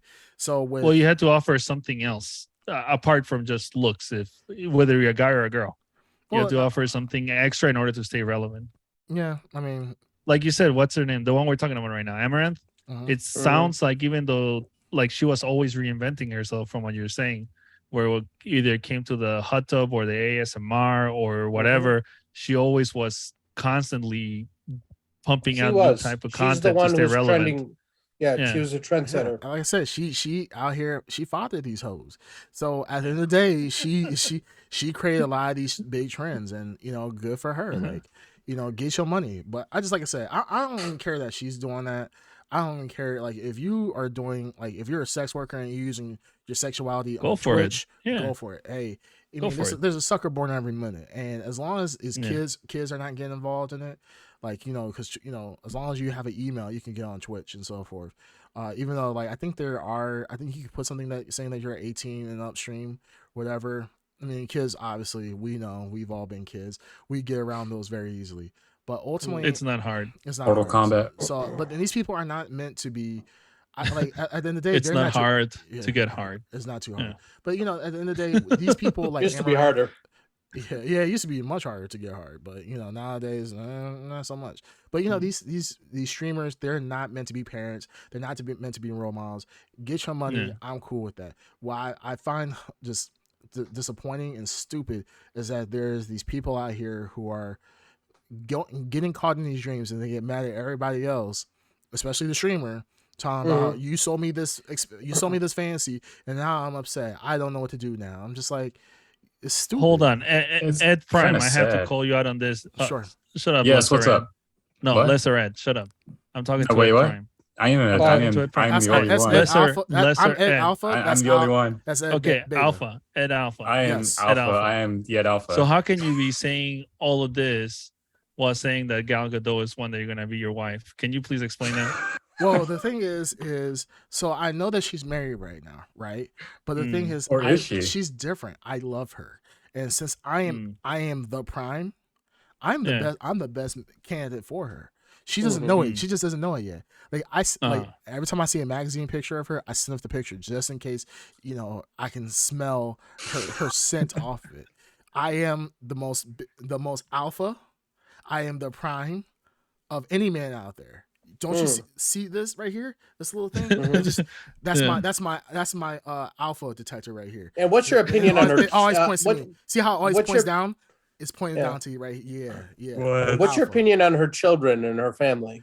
Well, you know what? I mean, me being Is it real? prime and being alpha, I will take care of everybody. That's what I do. Oh, I thought you were starting- I thought you were like a lion. When you become the leader of a new pack, you killed all the offspring from the previous from the previous male? No, I love previous male. I like, the thing is Level set that. In life, I like to start other people's saved games. So like, I like wow. I like my friends will play games and I'll be like, hey, let me just go ahead and jump in the middle of this game because I like playing saved games, other people's saved games. I'm here to save Gal Gadot or whoever female wants to be saved. I am the Ed Underground Prime. That is my prerogative. You are Eddie Black. So, Eddie Black. You shut just up, need the pink hair. Shut up, Ed Beta. I am the only true and only Ed. I am the only Ed. There can only be one. There can only be one. All right, well, let's get the train rolling. All right, so let's talk about our main topics that we want to do for our for the three of us that did the Spooktacular second annual Spooktacular podcast. And there's Dark Side. The one that's just getting participation trophy at this point. Yeah, Dark Side. So we said that we're going to review two shows, movies, I guess, but technically both movies. One movie and one show. Yeah. Well, if it's one episode, is it really a show? I don't know. I feel like it's a 1 hour movie. But in either case, what's the first one you guys want to talk about? Hellsing. I mean, Hellraiser. Hellraiser. Without Hellsing. Okay, let's talk about Hellraiser. So the two things that we talked about already reviewed was Hellraiser and Werewolf by Night. So we'll go ahead and talk about Hellraiser. What you guys think of it? Everybody did watch it, right? Yes. Green Tuner? You're kind of quiet. Is he muted? I don't know. Did he mute himself? I don't know. He might have. Green Tuner. Hello, Green Tuner. Can you hear me now? Yes, we can hear you. Holy smokes. I was like, what the heck happened? You're truly trying to cosplay as Mario without saying no words. So were you able to watch Hellraiser? Yes. Yeah, I actually pulled Sorry guys, I gotta put on my Jedi outfit here. Excuse me 1 second. Well, okay. Excuse me. You have about 30 minutes. Don't worry about it. See, now I'm dark. Holy shit. Oh, that actually looks more like a Jedi outfit. Yeah, that actually looks like a lie. Sure. Yeah, you look like dark. You look like Well, Anakin's Look at was Obi was Sonic. brown and black. That's it. DIY. Just get a pair of pants, or in that case, some ratty, homeless jeans, and there you go. You actually do look more like a Jedi than Look at Underground. that. Wow. Oh yeah, he's That's actually impressive. A Jedi. I'm more of a rebellious Jedi. That is pretty impressive. You guys ever watch Anakin. that? You guys ever watch that or see that YouTube channel? They do like cheap cosplays, and like they will like the Filipino guy. Whatever his name is. He's a Filipino guy. Yeah. See, that's exactly what Darkseid did. But he's great. Yeah, that's actually pretty good. Darkseid, did you watch Hellraiser? I did. I did. Okay, good. All right, so everybody, for once, we actually watched. For once. Like, yes, I can't say the same for the other stuff. For sure, I watched Hellraiser. Oh, wait. Pretty sure. Okay. Let's stick on this. No. Agree to. Did you not watch Werewolf by Night? No, I didn't go watch Werewolf by Night. What the? What the actual fuck? How is that even possible? It's not like it's a like it's a 1 hour thing to watch for a Halloween episode. It's not even 1 hour. It's like 58 minutes, and then you could take off about 5 minutes for a crit. You know what? All right, I'm. All right. Yeah, okay, let's talk about Hellraiser. My blood pressure is going. Like I'm losing dreads at this moment. Like holy forfeit shit. the game. Forfeit the game. Forfeit the game. All right. I'll be like a blue rhino. Look at that. Yeah. Oh, you definitely do some things with that. Oh, for some reason I didn't really go there. Of course, I'm at Prime. That's there you go. Just doing anything for you, Ed? Yeah, there you go, Ed. Huh? I'll see you in your dreams, Ed. Right. All right. So, has anyone watched the original Hellraiser? No. Oh, I have in the past. So it's been years. I don't remember a lot of it.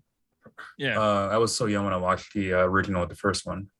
Back then, it creeped me out. I bet if I watched it now, it wouldn't be so scary for me. Yeah. I mean, because the effects are dated on the original one, it's not as scary, and it's more.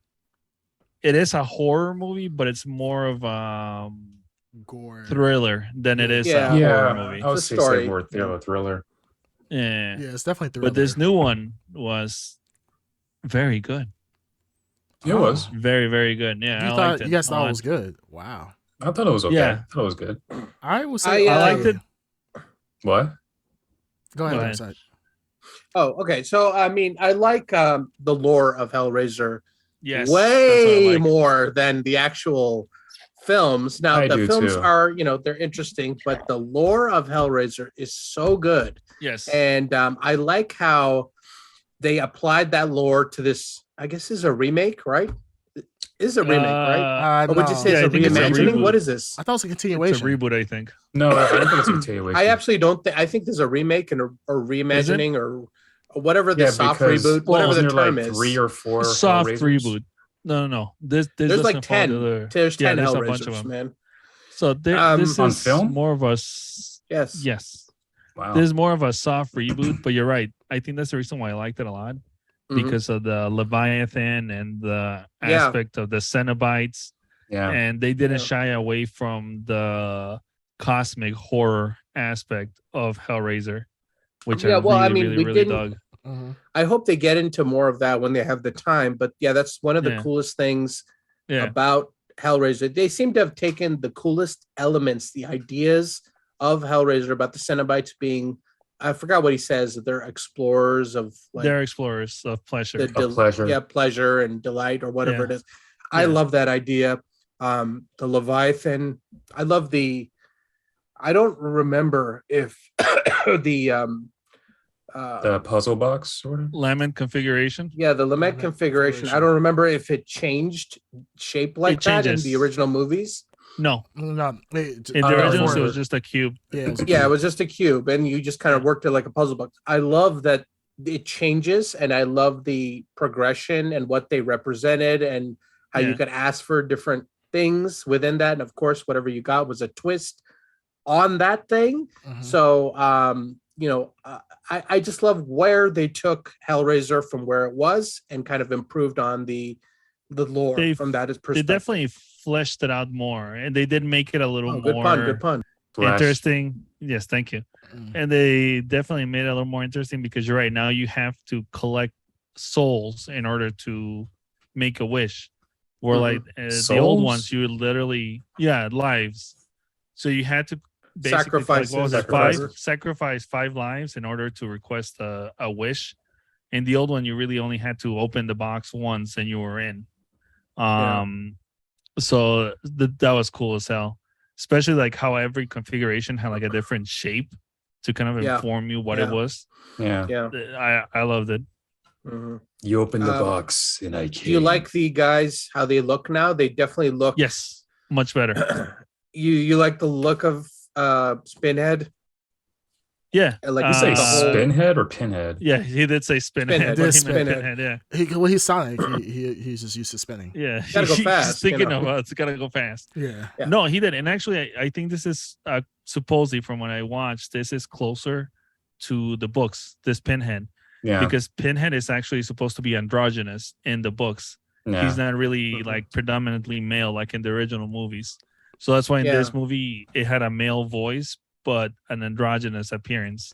Do you know that's how who Pinhead is supposed to look like? I saw hers, I think, on IMDb. I'm not sure. Who is it? So the actor is actually transgender. Oh, is she? Mm-hmm. Actually kind of works for the role then. Yeah, it works perfectly for the role. The androgyny of the character was like it's it's like a meaningless thing, but it adds to the like the Cenobites aesthetic. Being the aesthetic, and that they're moved beyond that difference. Before what's called earthly things or whatever. Earthly, I forgot. I don't know, like limitations. I don't know what you want to call it, but they're focused on pleasure and pleasure how only, to derive that. No, I liked that. I liked that aspect of, like I said, like I like the lore. I love the lore. I like the the Cenobites. I like the characters. I love the puzzle box. I love everything around that element. However, all that cool stuff is dropped into a very generic horror movie. I will say that. Like with the whole the teens, trying to like avoid getting killed, and all that stuff sucks, and their motivations suck. But that very cool element, that was my one drawback that I had that really stuck with me was that kind of movie. I'm still conscious that I'm watching a horror movie. Yeah. You know what I mean? I actually thought it was fine. I thought it was decent. The way the kids were portrayed. I didn't think it was too cheesy, too fake, or anything like that. I thought it was just fine. Yeah, I thought it was fine too, because the hero, as opposed as to before, it's literally like a very damaged human being. Yeah, is not your generic, like final girl, for lack of a better word. It's a very dysfunctional human being who literally was responsible for her brother's death. Did you like the main character? Yes, I liked her. I liked flawed characters. It makes it a little more interesting. I like flawed characters, but I disliked her as a character. I thought she was all right. Well, no, but she was annoying as hell. She was annoying. I mean, she was playing like a druggie. You know that, right? Yeah. No, then she should. I wish she played it more. I wish she played the druggie part more, because that was the most interesting thing about her. Yeah. But like, it just like, I wish they leaned into that, and they just didn't. Okay, she's a druggie. What? She pops a few pills. Yeah. No, where's like the addiction? She's a recovering alcoholic that also does drugs. I know what you're saying. I just didn't see that in the performance. The part when she popped pills at the park, then like what, minutes later, her brother dies. Yeah, when she got kicked out because she got home. Remember, she was drinking. And I know what you're saying. So she was so focused on trying to at the time, find out where her brother was, so that I think like all that addiction or whatever else was going on. Honestly, I don't even see the addiction in her motivations. No, it's not that, but it's also a character that's searching for pleasure, whether it be in like drugs or alcohol. Or and sex. That's why the character and sex, exactly. So she's trying to get all these pleasure whenever way she can, and then she, stumbles upon, the Cenobites. Earthly pleasures. The idea of pleasure is way different. Exactly. Sure. So earthly pleasures. Well, I'm not saying that it's a perfect movie by any stretch, right? No, this movie. But for what it is, it's at least for me, it's a really good movie. And the deaths, I appreciated that they were very detailed. They didn't hold back in regards to like how they displayed the horror of what Cenobites find to be pleasurable. I mean, I thought even that, I didn't think that was like I'm not a big gore horror, but I'm not like gorehound, but I'm not. I didn't see any of the kills to be particularly creative. The chain thing is something you've seen in all the movies. I can't think of anything. Like there's one Hellraiser movie where a dude's spitting like DVDs out of his mouth. You know what I mean? Like there's like the DVD, the DVD guy. Cenobite, that was great. Yeah. That's not gonna age well. No, it doesn't age well. It's definitely of its time. Yeah, but I mean, in this one you had you had Chatterer, which I think is probably the second most famous Cenobite after Pinhead, and he was in this. Yeah. And the only thing that he does is just gnarly, like takes a gnarly bite out of a dude, right? Mm-hmm. Well, you're also talking about them tearing a girl's back off, like the skin off her back as he splashes onto the ground. Oh, maybe I was looking away. Exactly. I do get squeamish on some of the. Yeah, he did pull her down or whatever. They literally pulled all the flesh off her back. Yeah. Okay. That's the thing I think they were lacking is the creativity of the Cenobites. Man, anyone could pull. No, they had it. Out. It's just you were being a little bitch and just couldn't. I was. Yeah. I'm not joking. I was watching it on my tablet, and I was. I was a little hurt on my TV. When they showed Pinhead grabbed like the needle, and you can actually see the inside of her throat as the needle is passing through her vocal cords.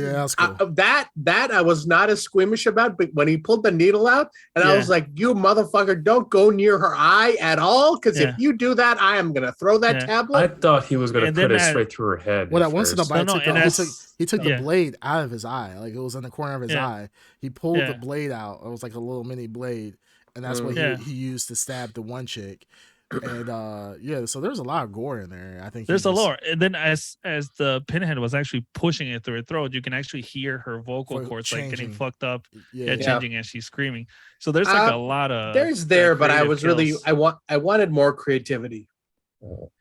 I strongly feel that way. You can't say you want more creativity when if you're not willing to watch it. Yeah, you have your hands over your eyes, like, oh, I can't see it. I don't care. I don't care if I'm doing this. But I want more creativity in my Cenobites. Okay, how about the last guy that got turned into a Cenobite? That was pretty creative. I love that contraption he had. Yeah. No, when he gets like brought up to heaven, basically, and he has like the golden wings. Yeah. And you see like his cheeks getting I know what you mean. Split out and his skin being split. He becomes that was fine. That was fine. I more preferred the contraption they put on him. I thought that was cool as hell. Yeah, I like the twist. More like the ingenuity of that contraption is what I want to see instead of people just pulling the skin off your back. You know what I mean? That is a cool way to in like these. Yeah, but that's because extra dimensional beings. That's because he got the wish or whatever. But that's his wish. That I know. He was rewarded what I'm saying is with that level. I know what you're talking about. But what I wanted to see is the Cenobites outputting that level of creativity in their pleasure. Don't watch a Saw movie if you just want contraptions. Don't watch a Hellraiser movie. Yeah. No, because that's what I expect from a Hellraiser movie. I don't expect the same thing. Like even the previous movies, all their kills were gory. They weren't really that creative. It was true. It all had to do with flesh and bones and blood. Yeah, how you can shape flesh and bones. Yeah, but like that's what I wanted to see. I wanted to like I don't know, maybe like something a little more creative. Is good that if anyone has a Shudder, have you heard of Glorious? Heard of it? I don't have Shudder though. It's a really good movie. It's basically about this Lovecraftian like demigod who finds itself in a bathroom stall hidden behind a glory hole. and this guy happens to go into into that bathroom and gets stuck and has to make a deal with this entity. And it's like the shit that starts to happen in there, it's insane. It sounds stupid because it's in a bathroom, but you will see like creative, weird shit happening all around. Interesting. On just that scene. You had me at glory hole, but okay, we'll go with Lovecraftian being. All right. I think Creamcast is going to try to make a statement here. What did you think about the movie, Creamcast? You can. I think, speaking for Creamcast as Edward Prime. Eddie Black. Wait, your Creamcast? No. I'm speaking. Underground. No, I'm speaking for Creamcast. I'm sorry. The artist formerly known as Creamcast. Yes. Thank you. So, gotta taste your dreads every once in a while. Yeah, you gotta do it. I thought this movie was okay. I don't think this movie. I think this movie was typical. I gotta say it, like typical white people horror. Like if I knew my brother got killed, if my brother got killed, by some Cenobites or something like that, I'm not gonna be like, no, let's go into the really weird house that has weird contraptions. Let's break in. Absolutely. Like that's what I was talking about. Yeah. This is what I was talking about. That dumb teenage horror, like dropping a really high concept into the stupid character decisions. This is what I'm 100% with you. This is again, you're watching a Hellraiser. Shut up. If there were no dumb teens, then you'd have no movie. You're basically I don't know. That's 90% that's kind of what I want. I want to see out there. I want to see intelligent people go against these Cenobites. I want to see those intelligent people would have left in the beginning of the movie. Well, no, I don't know. There's curiosity. There's curiosity that compels intelligent people to do dumb things. Like go into the cult following, like the cult following idea of getting caught up with the Cenobites or something like that, and not realizing, what you're asking for. And it's just like, to me, it just was stupid. Like the roommate goes into a secret room that. The door opens up and she goes in there by herself like, hello? Why? Like, that nobody's in that room, right? You hit the button on the bar yourself. Nobody that has went into that room, but you're going to go into that room like, hello? And you have your phone. Hello? Mm-hmm. Is anybody out there? Yes. And then it's called a horror movie, my friend. It's called a horror. Yeah. Are in trouble. Look, again, you want to watch high art? Go watch. No. Go watch It Follows. Go watch The Witch. Go watch It. What's it called? Heretic. What was it called? Hereditary. Midsummer. Yeah. The Autopsy of Jane Doe. That's high concept art house movies, horror movies. I agree. If you're watching Hellraiser, look, if they release another Friday the 13th, I'm not expecting high concept art. I'm expecting Jason killing a bunch of dumb teens. Disagree 1,000%. There was a fan-made Jason movie, Friday the 13th. Fan-made. Keyword. Yeah, exactly. Fan-made. But it's not canon at all. I didn't say it would be canon. No, like this doesn't have to be. I mean, canon. I can make a fan-made movie of Matrix and you can't be whatever I want it to be. But again, that's a fan movie. Can I actually finish what the fuck I'm trying to say? All right, thank you. Like, damn, shit. Like, I'm trying to say what you guys are. It's a fan. No. Like, damn. Let me finish what I'm trying to say. All right. The fucking fan-made movie, which was Friday the 13th with Jason, it actually was really fucking good. And it just had one guy. He was camping in the woods, and he goes and see an abandoned house. He's like, holy shit! Like, there's an abandoned house in there, and he's like, what the fuck? I've never seen this house out here. So he's like, hey, I'm gonna go see what's in there. Maybe it's something nice to find. And then he goes in there, and then Jason starts chasing him along. It's actually good, like how Jason walks, how his cinematography, really good. Now it could be the dumb camper, people, going out there and, hey, I see a abandoned house, let me go explore it. Sure, that can happen, but it can be done tastefully in a way that is actually good. So if a fan can do it, that means that it is possible to be done. But the thing is, you have to get an actual good director, good actual screenwriter for this. Now, for a Hellraiser franchise, they will never do it. And you're right. Like, they're like, it's Hellraiser. They won't do it for Hellraiser. They won't do it for Freddy. They won't do it for Chucky. They won't do it for these guys. That's what I'm saying. I don't know what you guys were expecting for Hellraiser, given the history of it being like I absolutely think that they will do that because this film is getting This film is existing in an era where these high concept horror movies, art house horror movies are thriving. So Hellraiser, like I talked about, I really like the lore. I think the lore is way lore is great, terrifying and interesting than the actual like film that you drop these things in. So if you can have a director like what's the guy who did Hereditary?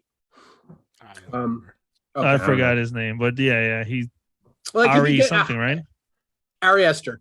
If you get someone like him and you give him the keys to the Hellraiser kingdom, you can get we don't need to settle for it's just a Hellraiser movie, so it's okay, or watch something else if you want to get that. I think that look, Freddy and Jason, I get it. Those are very like cookie cutter bubblegum horror movies. There's not much to them. I really think there's a lot to Hellraiser. There's a lot you can go into with the right direction. I think it just waters it down when you drop it into a very generic box, and that's what they did. That's what I don't like. And I think there's a lot of potential. And there's no excuse. I don't see it. But they've tried that before, and it just doesn't work. Different. What? Pinhead or the Cenobite's purpose is different from Jason or Freddy. Freddy. No, like I know what Darkseid wants, and again, you gotta look other places. It is absolutely attainable. It is attainable. You gotta look other places. Have you watched Color Out of Space? No. Same thing. Another cosmic horror movie. No, I'm sure there are other things. I'm sure there are a ton of things that do that job, but I'm just saying there's a cool concept here that can be done really well because all these other things can do it. It just needs to be put in a very compelling intelligent horror package. Good example. And it's possible. Event Horizon. Yeah, but you're talking about an IP which is Hellraiser. Apart from Hellraiser 1, apart from Hellraiser 1, all of the other Hellraisers have just been the same thing over and over again. I know, but this is an IP that is ripe for that concept, to be reevaluated in a different package. Hellraiser is not a Hellraiser is like, I mean, if you want to talk about Freddy and Jason, that's something that kids are familiar with. Pinhead, I think aesthetically is like iconic, but there's a lot more that you can get out of that. I just think that the opportunity with Pinhead and the Hellraiser and the entire franchise, the opportunity to get the film I think we all want is there. Yeah. And it's just stop making excuses and do it kind of thing. Like, I mean, there are films, there are horror movies that if you want to go see that type of horror movie, Halloween is out there right now. But if you want to see a movie that's less horror and more horrifying, that's kind of what every time, like I said, when we were watching the Cenobites and Pinhead and the Leviathan and the puzzle, I was in it, man. I was like, this is cool stuff here. But as soon as these kids started making these decisions, I was like, I was just as frustrated. And I get it. There's something you have to go in with when you're watching a horror movie. You need people to kill in the horror movie. You have to accept people to make dumb choices. Yeah, absolutely. I just think that concept, it doesn't need to be final. Like people can come along and throw that concept on its head, and especially take things that work and apply it to things that don't necessarily need to fall into the same type of trapping. We also have to realize these are kids. Like, I mean, a lot of the dumb decisions that were made were by kids. Same thing with Stranger Things. Like, you wouldn't think that adults really do the things that those kids are doing. These are kids. They're like young adults. Season 1 through 3. I mean, Stranger Things is kids. Kids. They're not talking kids. About Hellraiser. These are not kids. These are adults. kids. Yeah. I'm not. It's a totally different package here. Kids, teenagers, they're going to get into things. They're going to be more exploring worthy and all that stuff. Adults are more of a... I would love to have a Hellraiser that explored more of the cosmic horror thing. But the thing is, it's going to be hard for like a major studio to want to finance that. Even if it's Ari, whatever. And let's say Ari gets in there, right? Ari Aster. He's going to be having to fight the studio tooth and nails to get his idea to come through. You know Absolutely. I mean? I'm not saying it's going to be cheap, but I'm saying that it's going to be a challenge. I'd say that there's a lot of very creative minds in the horror field right now that can probably do it. That's all I'm saying. So I can see it. I know what you're saying, but I think that like the field is ripe right now for someone to take this franchise to greater heights. I love, like, I that's one of my favorite ones, like body horror or cosmic horror. But a good example would be The Thing, right? When they remade it. Did anyone watch the last The Thing that they made? The remake? I watched it. I don't remember anything about it, but I don't remember being like garbage. really hating it. I don't remember hated hating it. The ending that they exposed the ship. With the alien. Yeah. It looked they dumb. kind of ruined the lore, right? Did you know originally the director and everything, they literally built like actual what's it called? Not like visual effects, but animatronics. They had tons of animatronics, just trying to be as faithful as possible, right? They looked amazing. The animatronics looked so well done. It was insane. The studio came in, said, "Fuck this, we're going CG," and completely ruined that. So they literally scrapped a ton of like love and labor and things that they were going to put into the movie, and the studio completely fucked it up. So same thing. Let's say Ari gets into Hellraiser. There's a very good chance that he's going to have a great idea. The studio's going to come in and completely shit on his ideas. So yeah, I mean, there's a good chance, but there's also an equal chance that they won't, because directors like him have been successful at doing that. You know, original vision on the original ideas. Not grabbing someone else's existing IP. But look at the state of horror right now. If you look at the state of horror right now, it's been pretty there bad. are a lot of original concepts. They're not like we're not. I mean, there's a Halloween sequel, and we are talking about Hellraiser, but there's a lot of original concepts. So these directors are getting their visions produced. Yeah, they're getting their visions produced with their own ideas, not with an existing IP. Is my point. Yeah. I know what you're saying, but I think this IP is. I think this IP is not. Is I don't know, could benefit from CG, could benefit from animatronic, could benefit from a lot of stuff. I don't know what somebody could do with this, because this Hellraiser is a franchise I don't think had a lot of time with modern filmmaking techniques. So there's CG could be cheaper, and it's somebody who really knows what they're doing could completely knock it out of the park and do an amazing job with CG. I mean, it just depends on the vision. We need someone, I think we all agree, we just need someone to take the concept and the lore and just, put it at the level I think that it can operate at, just at a higher peak. Yeah, you said, you need someone to come in, someone with like Ari Aster with a combination of Guillermo del Toro when it comes, or James Wan. But I'm saying more Guillermo del Toro because of like the weird imagination of creatures and like Guillermo del Toro would be interesting. Like mechanic things and everything like that. It would be great. I would love it. I just unfortunately don't see it happening. I think I see it happening with an IP inspired by Hellraiser that does its own thing. I could see that more likely than Hellraiser itself. Yeah, I don't think Hellraiser is such a precious franchise where it's not a precious franchise. It's probably one of the lesser franchises when it comes to that's why I'm thinking if anything gets the opportunity to go there and take a shot and do something unusual, this is the one that should and can and has a likelihood. So that's why I'm thinking that the opportunity is just there to be missed, and it's being missed. Creamcast, how them dreads doing? They're doing fine. I'm just listening to you guys. It's funny because listening to you guys talk, right? It's like Green Turner is like he's defeated. He's already defeated. Like he's like this is just Hellraiser. It's just always going to be a bad movie. You guys want something more. And Darkseid is like, look at the possibility. Like Darkseid sees a diamond in the rough. He sees coal, that could possibly be pressured into making a diamond, like and that's the thing with this movie. Like it's typical, like we talked about before, typical teenage drama, very generic. I said, like, we were watching the movie. I was watching the movie with my wife, and the scene where they have the lament configuration and the Chatterer is like attacking them.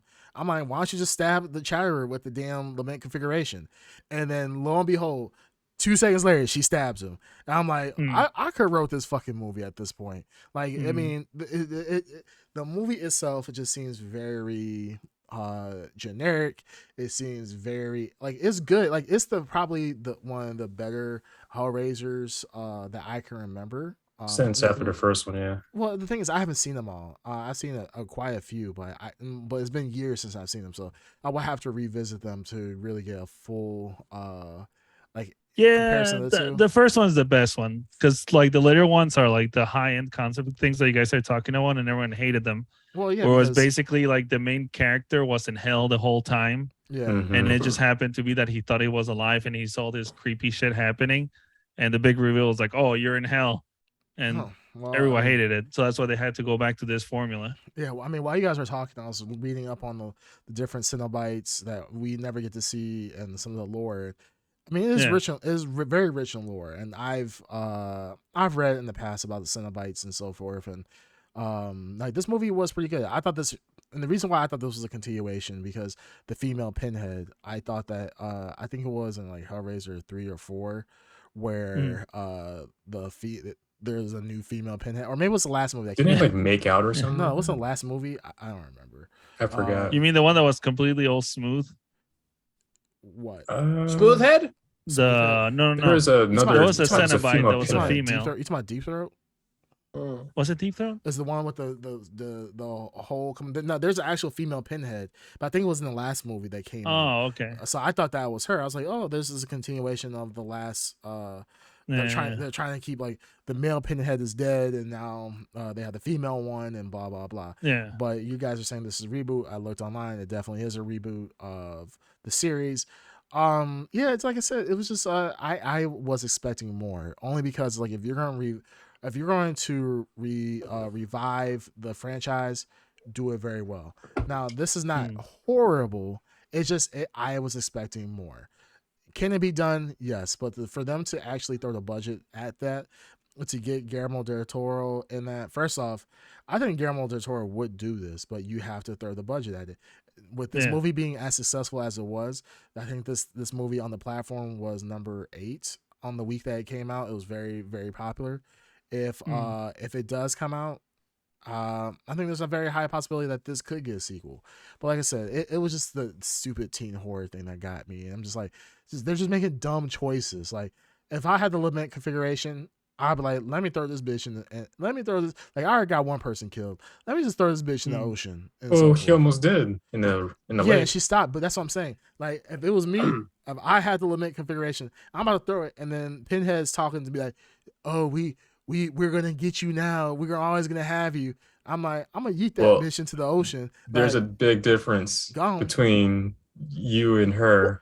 Well, they tried to get away. Remember, big difference. They tried to get away, and you wouldn't let him get away.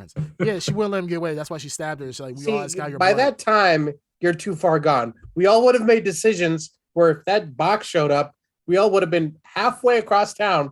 But like, you could have that box. Not interested. Yeah, right. They keep going further and further. Like, people keep disappearing. Like, I'm talking 20 minutes into the movie. I'm like, why are you interacting with this damn box? Right. Like, this is really much less weird. going to the mansion. Like much less breaking into the mansion. Much less flipping switches. You don't know what they're gonna do. Going to corridors that you don't know where the hell they're leading to. Let me ask you guys. Would you guys go to a nut house? No. You don't even have to track down a person? No, but they also addressed that by revealing that the boyfriend was actually hired by the guy with the shit in his chest. Yeah. And the reason that he was hired is because he wanted him to lure that girl and the rest of his crew into that place so that he could capture the Cenobites. Yeah. Well, the girl, that was his plan. He wanted to lure the Cenobites in. Well, I don't know if he wanted to capture the Cenobites. He didn't want to capture them. He didn't want to capture the Cenobites. He did. Well, remember he had him in between the cages? He wanted to get them to a point where he has an audience with their God again, and then capture them and be like, hey, I'm not going to let you go until your God has made me whole again. So the goal was 2 parts. So he wanted the guy to actually do the sacrificing again. Yes. The Cenobites are not going to show up unless the sacrificing starts beginning. So he wants the sacrifice to begin and then have the girl. But he was actually going to have the girl killed off earlier. The girl was supposed to die earlier. She was supposed to die earlier. But he had some pseudo feelings for her, and then she was killing everybody else uncontrollably killing other people as well. Yeah. So it just happened that they showed up. But that was a 2-part, which I kind of like that little story. But you know what it reminds me of? That story reminds me of 13 Ghosts a little bit, with the whole capturing the spirits inside electrified house and whatever. That kind of reminded me of that. And then come to find out, the big reveal is that the guy who we thought the entire time was dead isn't actually dead. You know? Mm-hmm. So you haven't watched 13 Ghosts? Jeez, and No, Subprimal. that was what, like late 90s, early 2000s. yeah. So why are you taking your head off? It has to like Because I might want to see it one day. Spoiler. Yeah, I wanna see it Well, one they day. all died in the end, so it's not important. Anyways, The characters are cool though in 13 Ghosts. Yeah, the characters are actually cool. I actually really like that movie. It's one of my favorite ghost movies. One of my favorite ghost movies. But what I'm saying is that, like I said, I was expecting more. I didn't get more. I'm fine with that. It's just that, hey, you know, and plus from here, I'm hearing all these reviews, like people talking like, oh yeah, this is actually a decent Hellraiser movie. I'm like, oh shit, like I'm really excited about this. And then while I watched it, I'm just like, this is some weird ass stuff. And like I said, Iker wrote this with the whole stab the Cenobite, and the chatter just like, hey, it's my time, like let's do this. I like how he welcomes that too. He's like, all right. And then he gets his ass, ripped apart. So, I mean, like I said, it was decent. I want it better. Blurry's spooky Blurry's. All right, spooky Blurry's. I'm gonna give it 8. Yeah, I will also join you. I'm 8 as well. Really? Wow. Yeah, I really liked it, but I just think that the teen after all that, concept after all that, I was fucking talking for 30 minutes about I want better, but then you still give it an 8.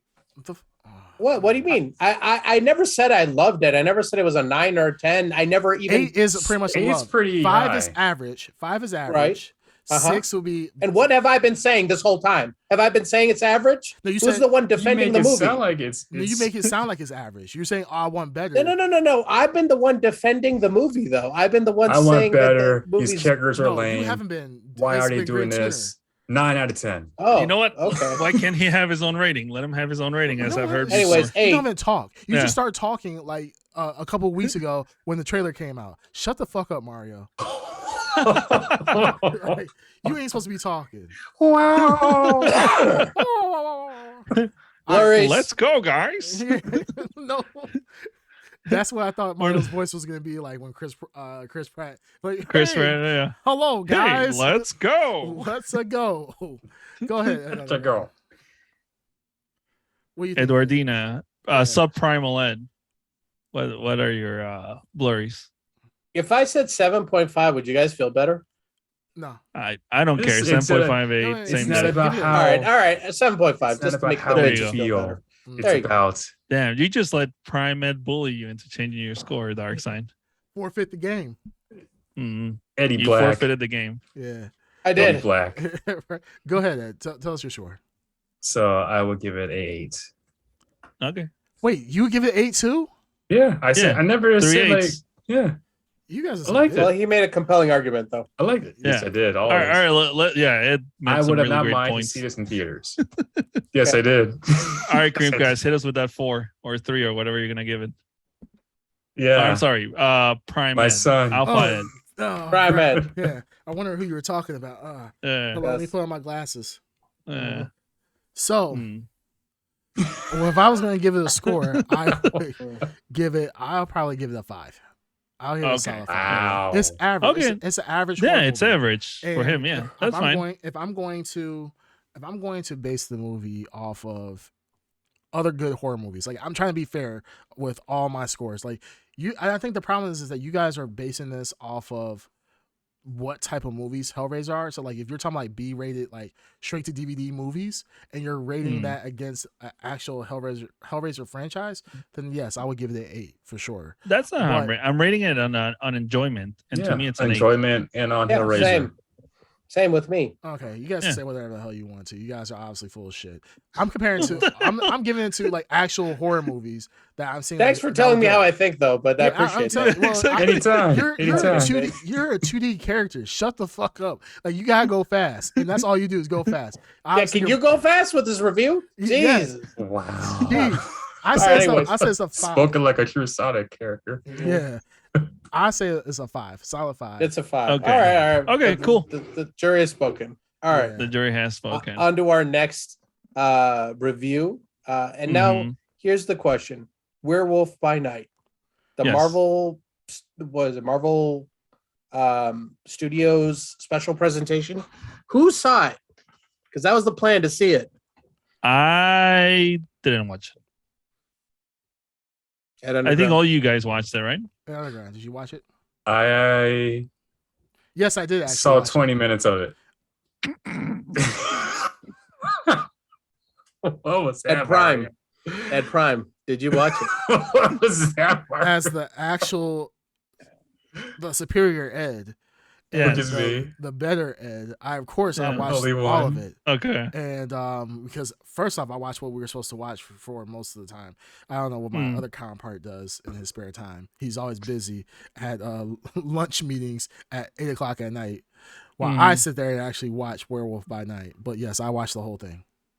All right. I like how Ed always obviously I didn't watch it, but I do like how Ed always watches things in like 20 minutes. Yeah, he watches increments. like 10 minutes, 20 he minutes. He always does this for every show. He's like, yeah, watch. Or even worse, that he watched Hellraiser like 2 weeks ago. He was like, I thought we were watching Hellraiser. Like, Ed, we've clearly discussed what we were going to watch for the following week. But you'll watch Hellraiser weeks in advance, but Werewolf by Night, Hellraiser, which is 2 hours long. Well, Werewolf by Night that's came out later. Less than an hour. It's been out for like 2 weeks.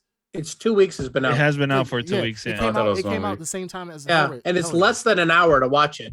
Oh, yeah. So you were halfway through the goddamn movie. Yes, or a series. No, it's literally one. It's a movie. It's one thing to watch. It's a 1 hour movie. What the?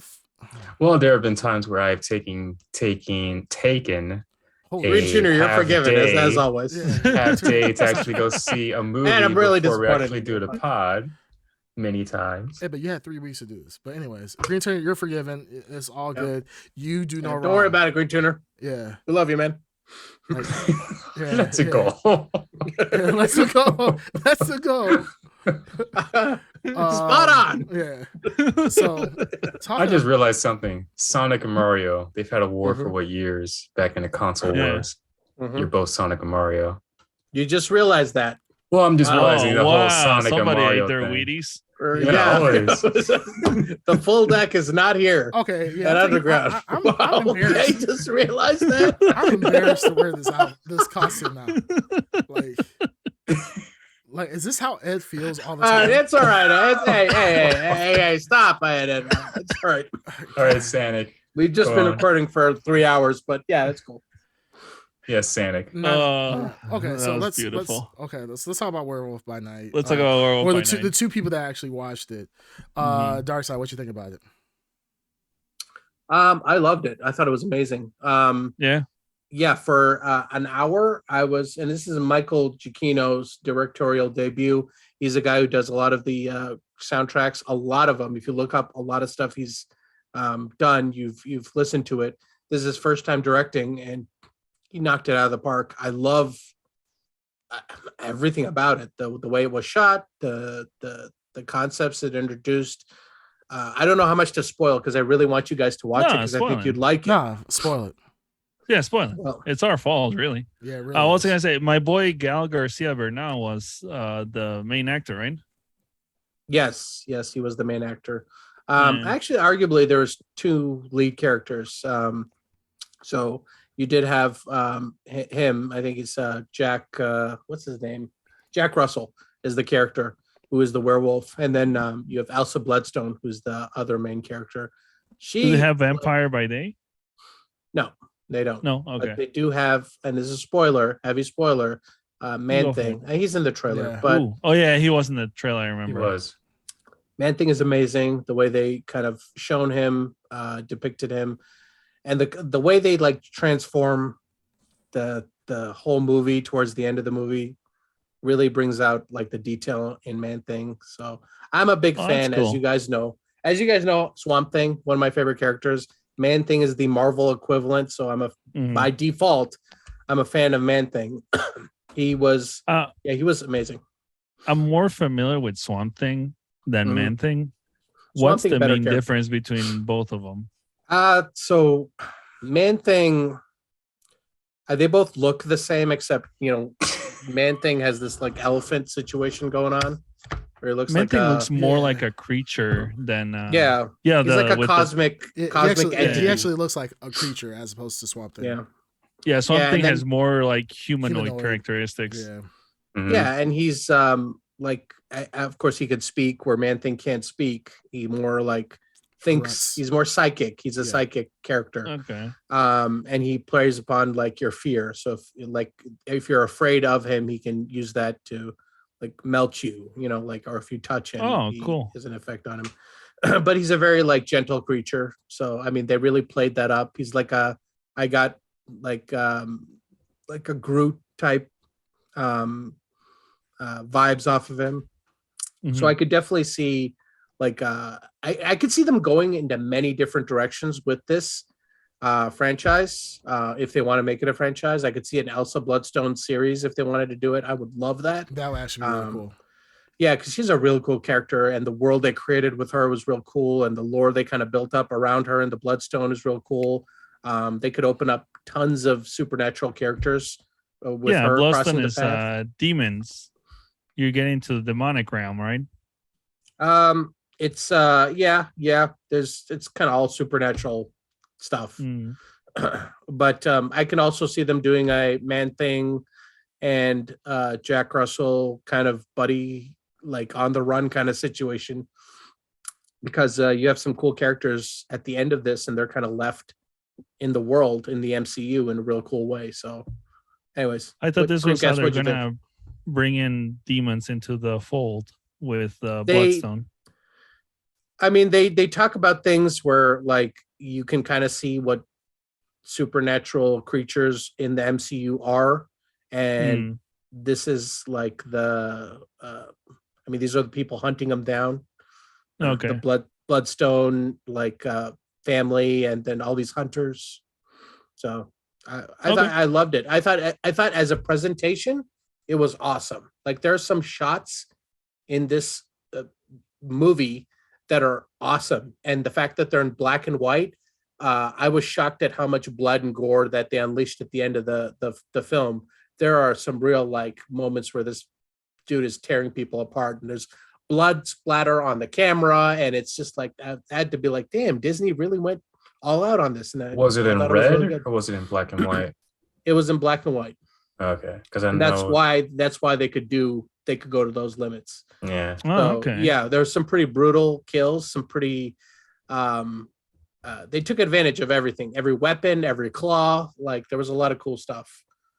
Creamcast. Oh, he might be frozen. No, it's not Creamcast. Please refer to him by his actual name. Yeah, Ed Prime. As Eddie Ed Black. Prime. Eddie Black.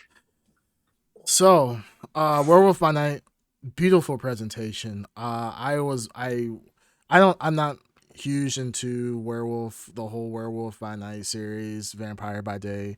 I'm not big into that. Never was. But going into this as a person who doesn't know a lot about the lore, this was a very, very, very well shot, well directed, well written story. This is by far probably one of my favorite series thus far. I mean, it's a special presentation, which of all Marvel things. Not all Marvel things. Still Loki and Moon Knight have a very special place in my heart, but this, for how short it is and how much story they kind of put into this, and just the acting, everything was good. Like there was no part of it I was like, man, this sucks. Like, I want to get through this. Like, I'm not gonna lie. I was looking at the movie and I scrolled over to see how much time was left because I truly was enjoying it. This is what ultimately, like, we've gone back and talked about before about other series that have too much fluff. They have too much exposition story that is just not necessary. If you condense it down, you'll have one Star Wars. Yeah, Star Wars. Yeah, exactly. Thank you, Mario. Wait a minute.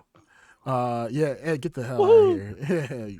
fake Obi-Wan. You underestimate my Anakin. power. Yeah, Anakin. But no, it was it was really good. I really enjoyed it. And I think that if we got more of this, I would be completely happy. Like, I don't need, 10 episodes of whatever show. Like, condense it down and give me the best that you can in an hour-long segments and give me 4-5 episodes. I'll be very happy. But yeah, Werewolf by Night, I had to agree with Dark Side on this. The fact that they were able to put as much gore that they did in this is absolutely mind-blowing. I don't think in any Marvel series thus far have we seen as much blood and gore as we have inside Werewolf by Night, which is good, especially when we're going to the whole supernatural era of the Marvel series. It's not going to be nice and pretty. It's going to be gory. It's going to be macabre at certain scenes, and well, I don't say macabre, but very explicit in the ratings, that kind of like a Deadpool. We know that Deadpool, we've been talking about like a radar Deadpool. Like that's what we want. And that's the same thing for this. I know this has doesn't this have some crossover with Blade, Darkseid? No, I don't think it does. I think they kind of kept away from the Blade stuff. I was looking. No. I'm saying no. I'm talking about in the lore, all time, the comic books. Oh yeah, big time. Yeah. So like this is. I could easily see Blade as one of the hunters in this. Yeah. Well, that's what I thought. We got Blade Light in this one, even though he got absolutely massacred. Yeah, a lot of people got massacred, but yeah, I know what you're talking about. There was a Blade Light, and I was like, wait a minute. Yeah, I was like, is this? It's gonna be some type of like are they trying to ramp us up? Now, I did see some comments of people who are bigger into the Werewolf by Night series or whatever, about like, hey, is there gonna be some type of cameo with Blade because of how much there is a crossover with Blade in this series. So yeah, I'm excited for it. I think this was good. It was tastefully done.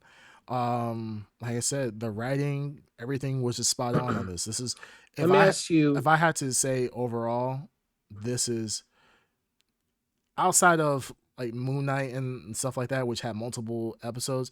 If this was based on, I guess, Phase 3 movies, anything after like whatchamacallit, Black Widow, Endgame or whatever. Yeah, anything after Endgame, Black Widow. This is okay. Since we're counting this as a movie, this is better than Doctor Strange, Universe of Madness. I can see that. No Way Home. I don't know if it's better. I don't know if it's better than No Way Home, but the longer we are away from No Way Home, the less sheen it has in my mind or in my memory. Yeah, I mean, the nostalgia or the time when it first came out, blowing. Yeah, when the nostalgia was just dripping outside my ears. But yeah. So does this inspire confidence in you guys that they're going to allow Deadpool to be as gory as it is? I think they can get away with it because it was black and white.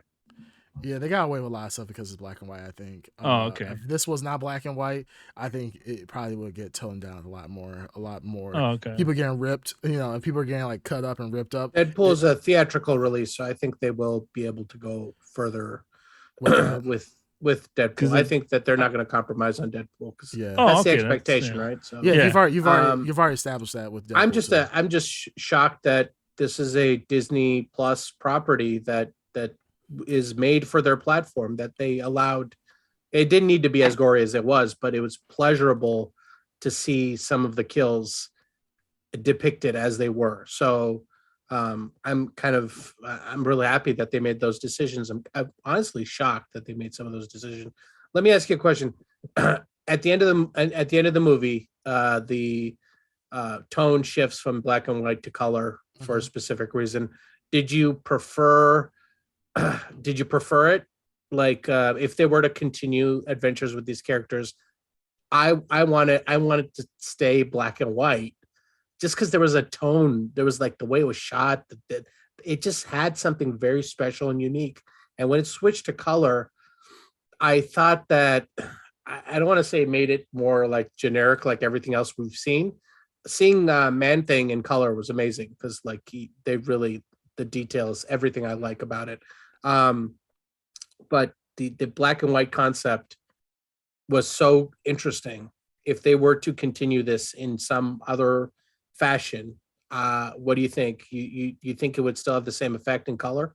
I think it would to a certain extent. I agree with you. The black and white just did something for me. I think it helped enhance the story in some way because it reminded me of old like 1960 Universal horror movies. Universal horror movies. So it's just like it had that feel, but it was written for modern times. Like the writing was modern, everything was really good about it, and it was shot in that way too. Like remember when he's transforming and she's in the cage with him? Yeah, exactly. And there's a lot of shadow. Like it's like black and white is the way you're supposed to see it. So there's like this effect, and they were talking about how they did that effect. It's literally they had people, like two different people going in at different points to create those shadows. So that was a practical effect you were seeing of his transformation. Yeah. But like seeing that in color, but seeing that in color wouldn't work. No, it wouldn't. Seeing that in black and white would work, and it does work, and it has that tone of a Universal like horror movie. So I just was like, I mean, I was loving it, and I was like, if they kept going on with this idea or concept, it really, I think the sell is the way it's shot, the black and white concept. I think they will have to be very selective. It reminds me of Sin City, where you could be very selective on what colors you want to show. I think if they did like Sin City black and white, where they show certain colors, like with the Bloodstone, you know, they did that in this movie. Every time they saw the Bloodstone was in red, always was red. And and if they used the Bloodstone attack, it was sometimes it was white, and I think at one point it did turn red. I think for a second, but no, I loved it. Like the one scene that really popped off with the black and white was the werewolf transformation scene, but also the scene when the wolf broke out of the cage. And then with the black and white, you couldn't see where the werewolf was until you could only see the white of its eyes. Yeah, you can see the white of his eyes and in the shadow. Yeah, in the shadow. And that was it was such a cool effect because you can still see the body lines slightly, but because you're looking in black and white, it's harder for you to be able to see certain things. So like when I didn't get to see it until like literally probably the last like 2 seconds. I was like, holy shit, he's right there. You could not tell he was right there. Yeah. But once you saw it, it's like, if you were actually in that scene yourself, like in real life, and you saw that, I mean, it is kind of scary. Like you're in an enclosed room with, you know, some lights on, but in a fireplace, whatever. It's pretty much a darkly lit room for a ritual, and you can't see shit, but there's this thing that's literally ripping people to shreds. Like that was such a great touch. And there's a hero shot, like nowhere through the entire movie do you get a good look at the werewolf, like a good, well lit shot. He's always in shadows. He's always in something is blocking your full vision of how this creature looks. So there's one shot where the camera's right in front of the creature, and it's like the hero shot of the whole film. And even in that shot, as the camera's getting closer to like him, his face is almost black, but you still see like the white of his eyes. Yeah. And you kind of see like this is a Wolfman kind of situation, but you're still not grasping like the full extent of how he looks. And then there are shots where he's close to his face, and you can, what I loved is he still has the white makeup. Yeah. And you only notice that when you get real close. The camera gets close to his face. Yeah. Otherwise, so it's like all this detail that I really like. The black and white really adds to it. Yeah. You can't do that in color. Yeah, and in an hour, I think the characters were well established. You have the characters that you obviously will easily hate. You have the characters that you will love. The two main characters, really, of the story. I will say for this, honestly, this is one thing that I love about this is that there's no wasted dialogue in this entire movie. Great pacing. Great pacing. Every line is worth it. Every line tells a story. Every line, it's not just worthless dialogue in there. There's something like there's lines of dialogue that will be used for later, in certain references. I mean, it's just good. So no, I think Werewolf by Night is a very strong showing of Marvel. on showing how they can branch out. And I think we talked about this before. Like, we are getting to a point like we want to get past the Iron Mans, we want to get past the Captain Americas. This is Marvel showing that, hey, we can take a small niche IP out of this Marvel franchise, and we can tell a cohesive story off of this. And Marvel just shown this is a prime showing of that, and I'm highly impressed of what they were able to accomplish in less than an hour to tell a story that I think majority of people will love. Absolutely, I think it's beautifully done. Yeah, for sure. I mean, for me, it's like I was thinking about it. This might be one of the best things I've seen Marvel do, period.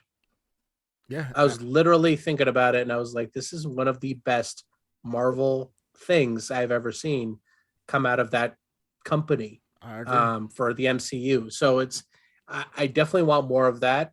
It's definitely like, I mean, you're looking at like Marvel in general, like all the action, all the creativity, all the stuff we want to see is on Disney Plus. You know what I mean? It's coming out like whether we like Moon Knight, we like Loki. The films aren't doing it for us anymore. Not really. No, not anymore. But Ever like since it seems Endgame, that really. these concepts that we want to see, the different stuff, this is where it's finding its home on Disney Plus. So they addressed that in She-Hulk. They addressed this exact point when She-Hulk steps out of frame or out of the show. Right. Whereas they basically said the same thing. Like, the audience is just getting tired of seeing the same thing over and over again. Big so hopefully they're self-aware. Yeah. Hopefully they're self-aware of it. It looks like they're very self-aware. It looks like it, but it's not on the big screen, though. I mean, on the big screen, we're walking out of there with the same feelings. So it's probably easier to take more chances on Disney Plus than it is on the big screen. Well, yeah, you think about 1 hour. When you think about like this, it's 1 hour episode that you put on your own platform. You don't have to do heavy marketing worldwide, and you have red carpet events and all this other crazy shit. Like you could literally just make the episode, put it on your platform, and be like, "Here, it's released. Good luck." And your distribution is taken care of. Yeah. At the same time, this is a platform that people are subscribed to, so you gotta push something that is decent. Or in this case, that's the other. I agree with Ed Underground on this one because it is their platform. It is they need to keep that platform at a certain level of quality and people coming back. They're raising the price on it next year, or they may have already. I don't know. I should probably look at my bank account on that one. But they need to have incentive for people to return, and I think they do have incentive for people to return. But like if I don't know what's happening here. If the film, like we know that the theater concept, the theater package is not. I don't know how long it's going to last. I love going to the theater, but that definitely is on the decline. So if this is going to be the way they move forward, I don't want to say that, hey, things are looking great. I think that they have the potential to do the things people want, but I think they're stuck to playing it safe in many ways. So I don't know. Hopefully that they are fully aware of themselves. I don't think theaters are going to go away. I think the whole concept of theaters and in some cases, same day streaming only became. I think it's on the decline, is what I'm saying. I hope theaters don't go away, but they're definitely on the decline. All right. So I still want a big blockbuster like Black Adam. We're gonna cover that next week. That's we'll talk. My anticipation level is dirt low on that one, but I do want to experience that on the big screen. I don't want to watch that on HBO. Well, like you said, maybe that's what they'll do. Like the bombastic things will be for the big screen, and the more unique things are going to be for streaming. Yeah, but the bombastic stuff is the stuff that we're walking out of the theater going like, meh, you know what I mean? That's the problem here. Yeah. So I want the bombast. I want hopefully like James Cameron, man, so many hopes are on your shoulders. Yeah. The man can deliver both together. So you need that, bombastic. I'm there with you. I'm there with you, man. I'm there with you. Yeah. I want that spectacle. I love to see things in IMAX. I love things shot for IMAX, but man, they're just. I hope they know what they're doing. It's weird. Marvel Phase 4, it's a dud, and then something like Werewolf by Night comes around, and you're like, man, there's some good ideas out there. So who knows? Wakanda Forever is coming on. Yeah, again, I don't know if I'm getting old and jaded, but my anticipation not as low as Black Adam, but it's not very high. You know, I don't know where you guys at on that.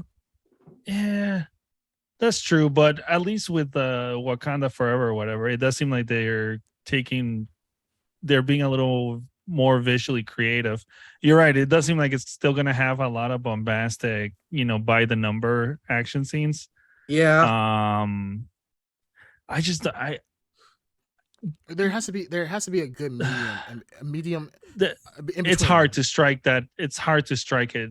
You do need a James Cameron, or you need something like that.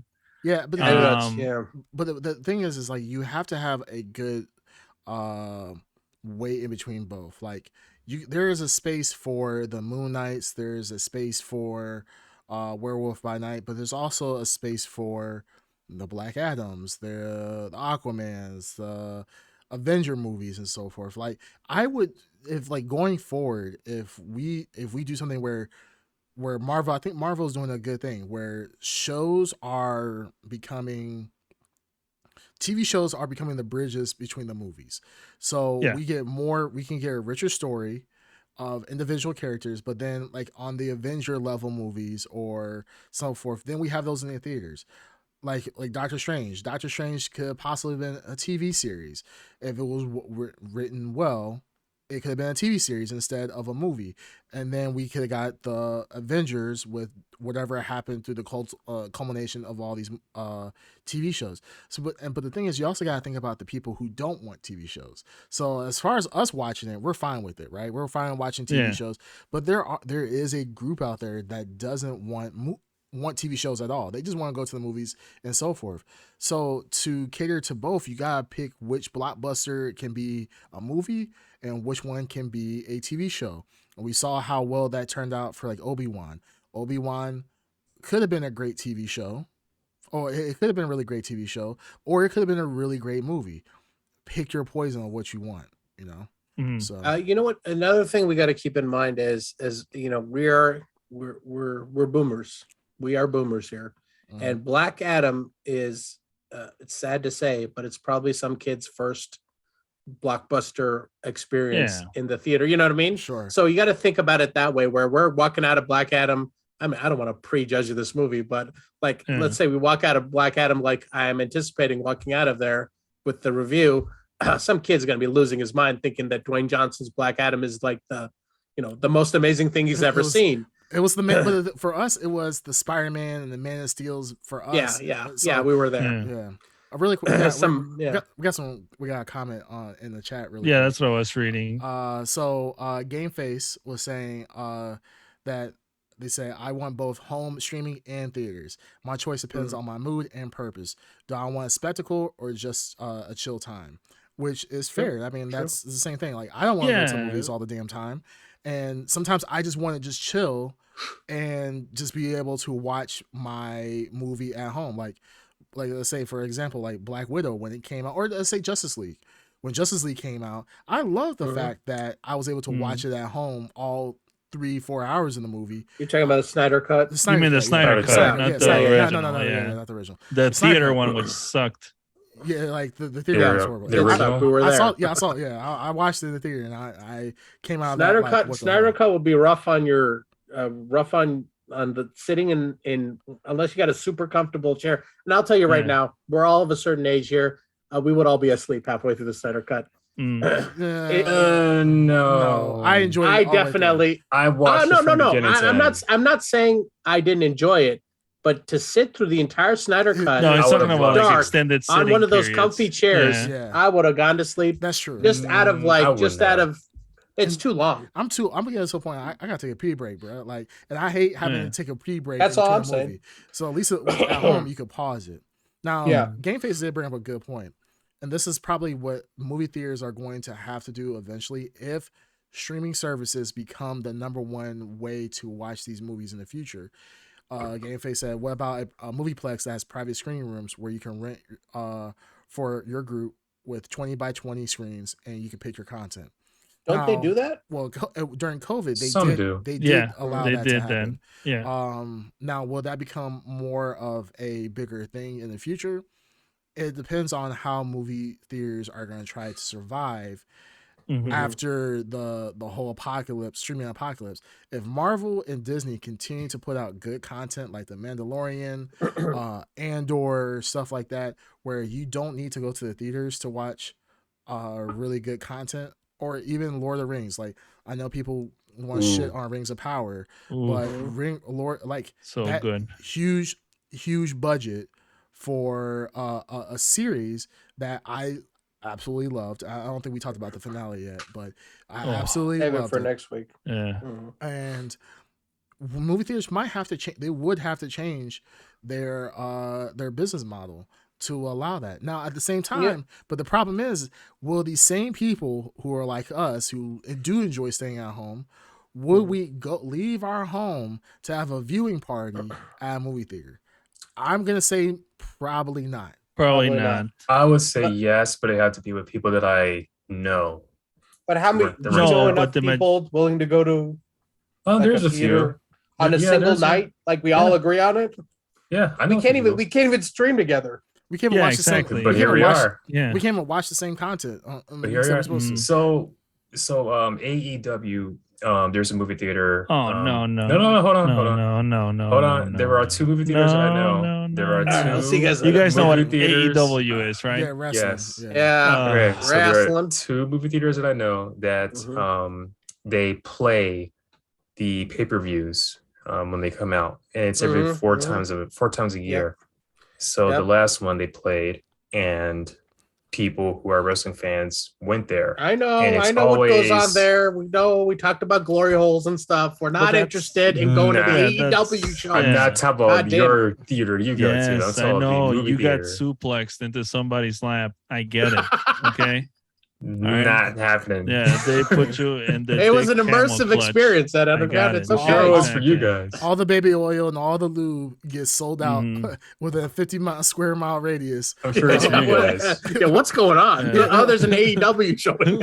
But I bring this up because the times that I've only been to one, but two of my friends, they go to all of them and they see the same amount of people all the time.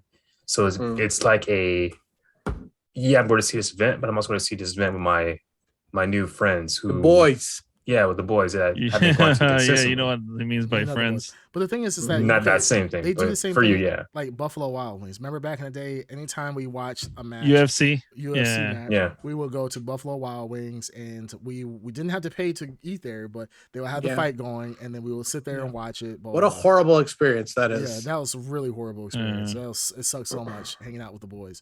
But the thing is that yes, but from what GameFace was saying, GameFace is talking about private rooms, not necessarily playing pay-per-view events. Because if that's the case, then what you're saying is literally just watching movies, like going there. It's watching a movie. You're just watching a movie at that point. You're just paying to see a movie with strangers. What?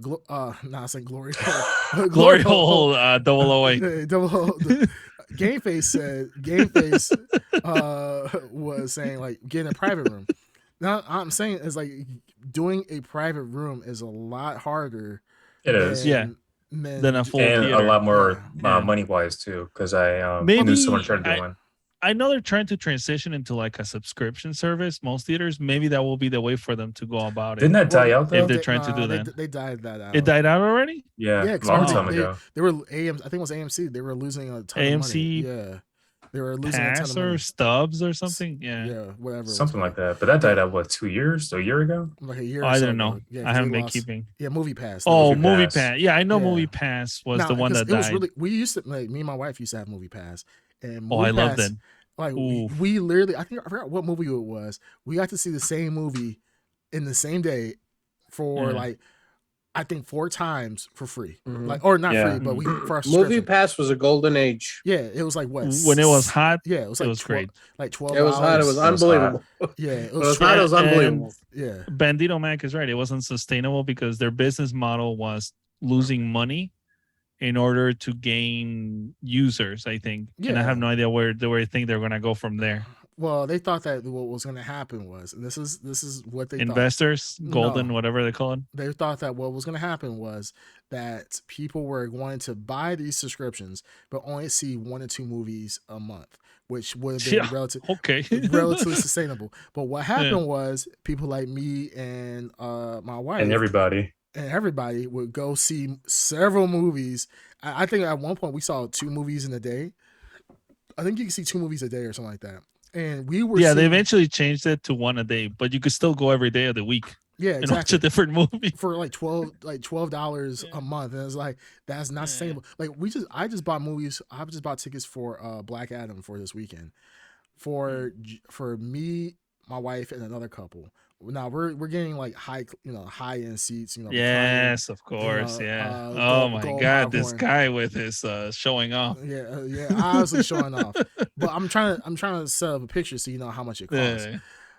For us to go see Black Adam, it was $60 for 4 people. $60 or $64 for 4 people. For 4 people. For 4 people. That's not including concessions, not including plus drinks. Snacks. Yeah. Yeah, we usually drink alcohol, get like pizza and all this other stuff. Is this one of those like you get food served? And all that. Yeah, food served, tea, and all this other stuff. So we paid $64 for just 4 adults. If you go if we still have Movie Pass. Oh, they only got $16 out of us. Maybe that $10. So I'm just saying, like, it was unsustainable, and it was a very, very stupid idea. Not stupid. It was good, but they executed not best executed. Yeah, they didn't realize how greedy people like me were going to be. Like, oh, I can see as many movies as I want for $16. And I think during the time it was like like 1 or 2 big blockbuster movies that came out. I was like, oh, let me see this movie like 3 times and screw it. So I saw so many garbage movies during the Movie Pass. That was one of the best summers of my life. I will say that. This will never happen again. This is like we're literally living in the golden era. The story of Movie Pass is so unique, even our individual stories, because at a certain point we all took advantage of it that summer. We all know the summer we took advantage of it. At a certain point, Movie Pass was falling apart. All this stuff was happening, and then it happened to all of you. We go to the theater to try to buy, swipe the card, and it doesn't work. And it makes you choose. Like, you could see it all happening in your face. Like, they're panicking. They're trying to stop people from going to the theater. All this stuff that was happening. The app would stop working. It was funny. It reminds me of like DoorDash. DoorDash had a glitch. Oh no, I'm sorry. It wasn't DoorDash. Well, DoorDash had a glitch like this. DoorDash had a glitch where you could order as much food as you want, and they actually would pay you for the food. Like they'll pretty much give you the food for free, and then give you credits as well, because you could cancel the food that you ordered, but it will still get delivered to you. So people were buying straight like 30 lobster tails for like $500 or something like that, get refunded, get like a $500 credit, and still get the lobster tails and so forth. And same thing, and something happened with StockX where a code got released. It was like $150 off of shoes or something like that, and people were literally buying like expensive ass shoes and getting them like for $2 and so forth. Now StockX eventually found out about it and they canceled all those orders. But like, we're living in a weird age where stuff like this happens that we'll never see again. We'll never see a Movie Pass like this ever again. Where in 1 month, like I think my wife literally every day after work she would go see a movie. She's like, baby, you want to come with me? I'm like, no, because they're crap movies. She's like, okay, and she'll go to a movie at lunch. Go watch a movie for free, because I think you have to watch it before like. I don't blame her, because it doesn't hurt anymore seeing a shitty movie. Yeah, she was like, "Hey, let's go." There's a reality somewhere in the multiverse where Movie Pass was a success, and man, what a time! What a time to be alive. The movies that she went to watch were all like female like rom-coms. There was like some like rom-coms. Oh, it's like 4 or 5. I was like, nah, I'm good. She's like, I'm gonna go see them. And then she would leave the theater. I remember a few times she left the theater. Like she'll go see the movie. She'll pull an Ed. She'll watch 10 minutes of it. She's like, nah. Yeah. And then she was just like, At Underground, if you went to Batman and Robin with the movie pass, that would be more believable than your actual story. Maybe I gave them the idea. Yeah, maybe. No, you didn't. Anyways, I think we got way off topic here. Yeah, we went way off. We ended up in Werewolf by Night. No, but Blurries. Yeah. All right, go ahead. Just quickly. You're right, but the thing is, just thinking of like the majority, we're talking about ourselves and our taste and everything. Mm-hmm. But just it seems like the majority of people, when they go to a movie, they want that formula.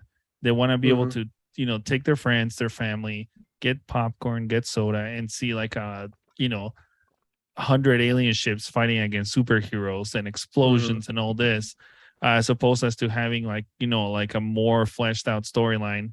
Like a good movie that I can think of is The Northman. Really good movie, right? Went in theaters, completely bombed. Because it didn't have what people are looking for when they go to a movie theater. If they want to see a Viking movie, they want to see Vikings like slaughtering each other all the time and having big action scenes. Sure. So maybe it's the same thing with Marvel. They're afraid to, put their more serious stuff on movie theaters. They'd rather just do the safe bet and, put out what makes money. Well, if they do that, then we're gonna be migrating away from the theater for the Marvel properties, at least.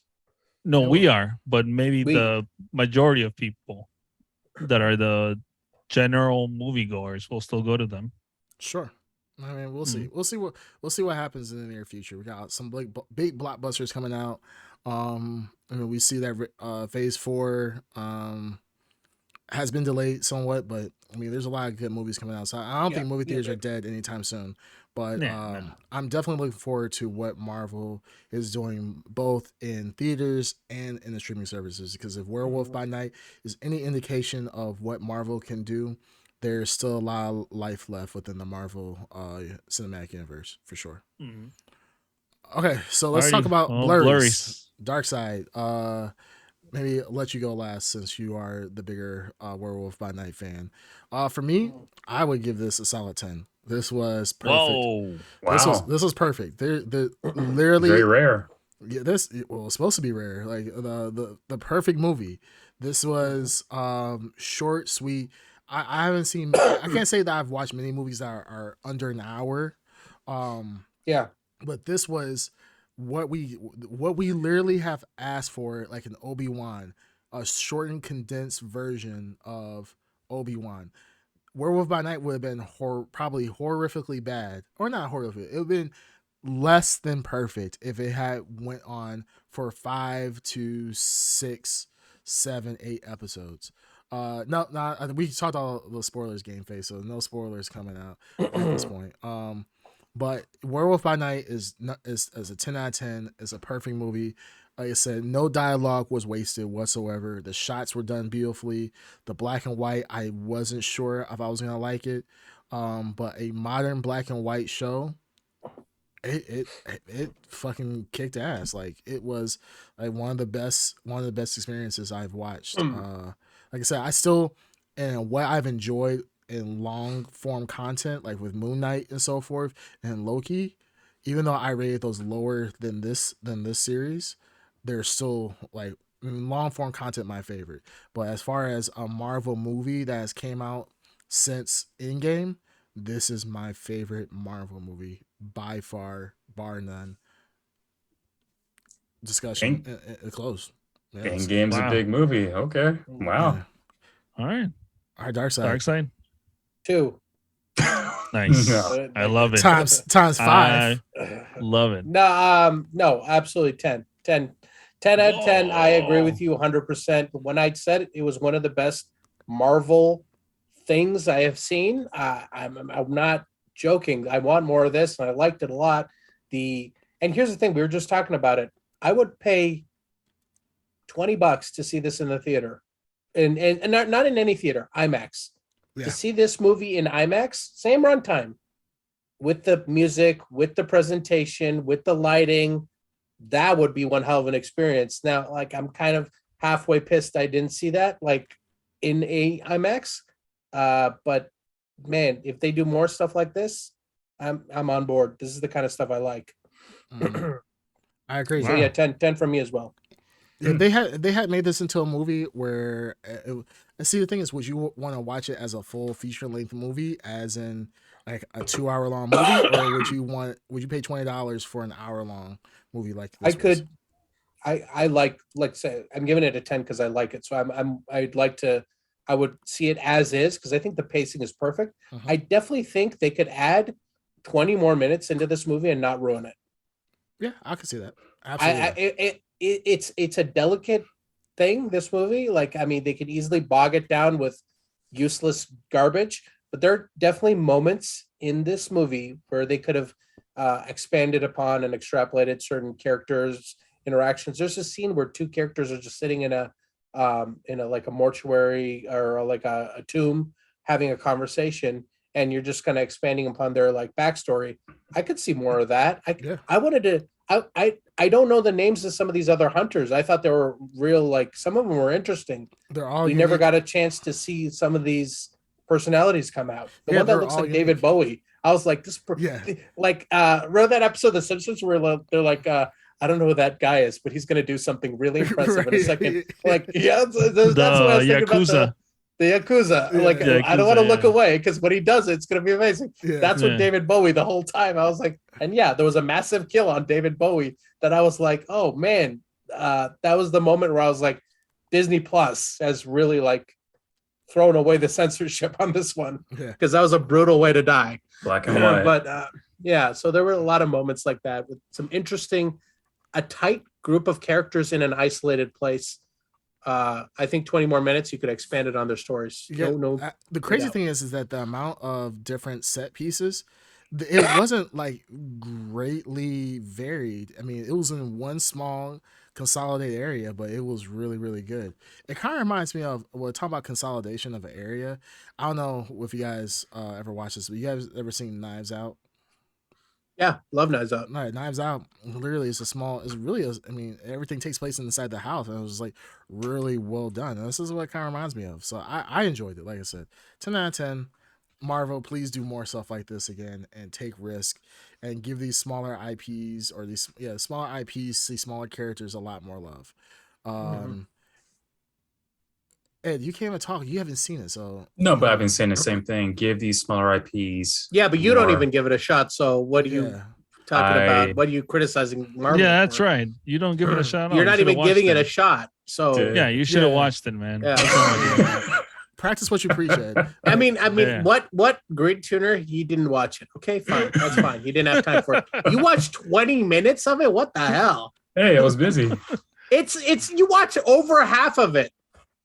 Yeah, and I'll get to the rest of it, but I had little time, so I tried to put it in some timeline. Got 20 minutes.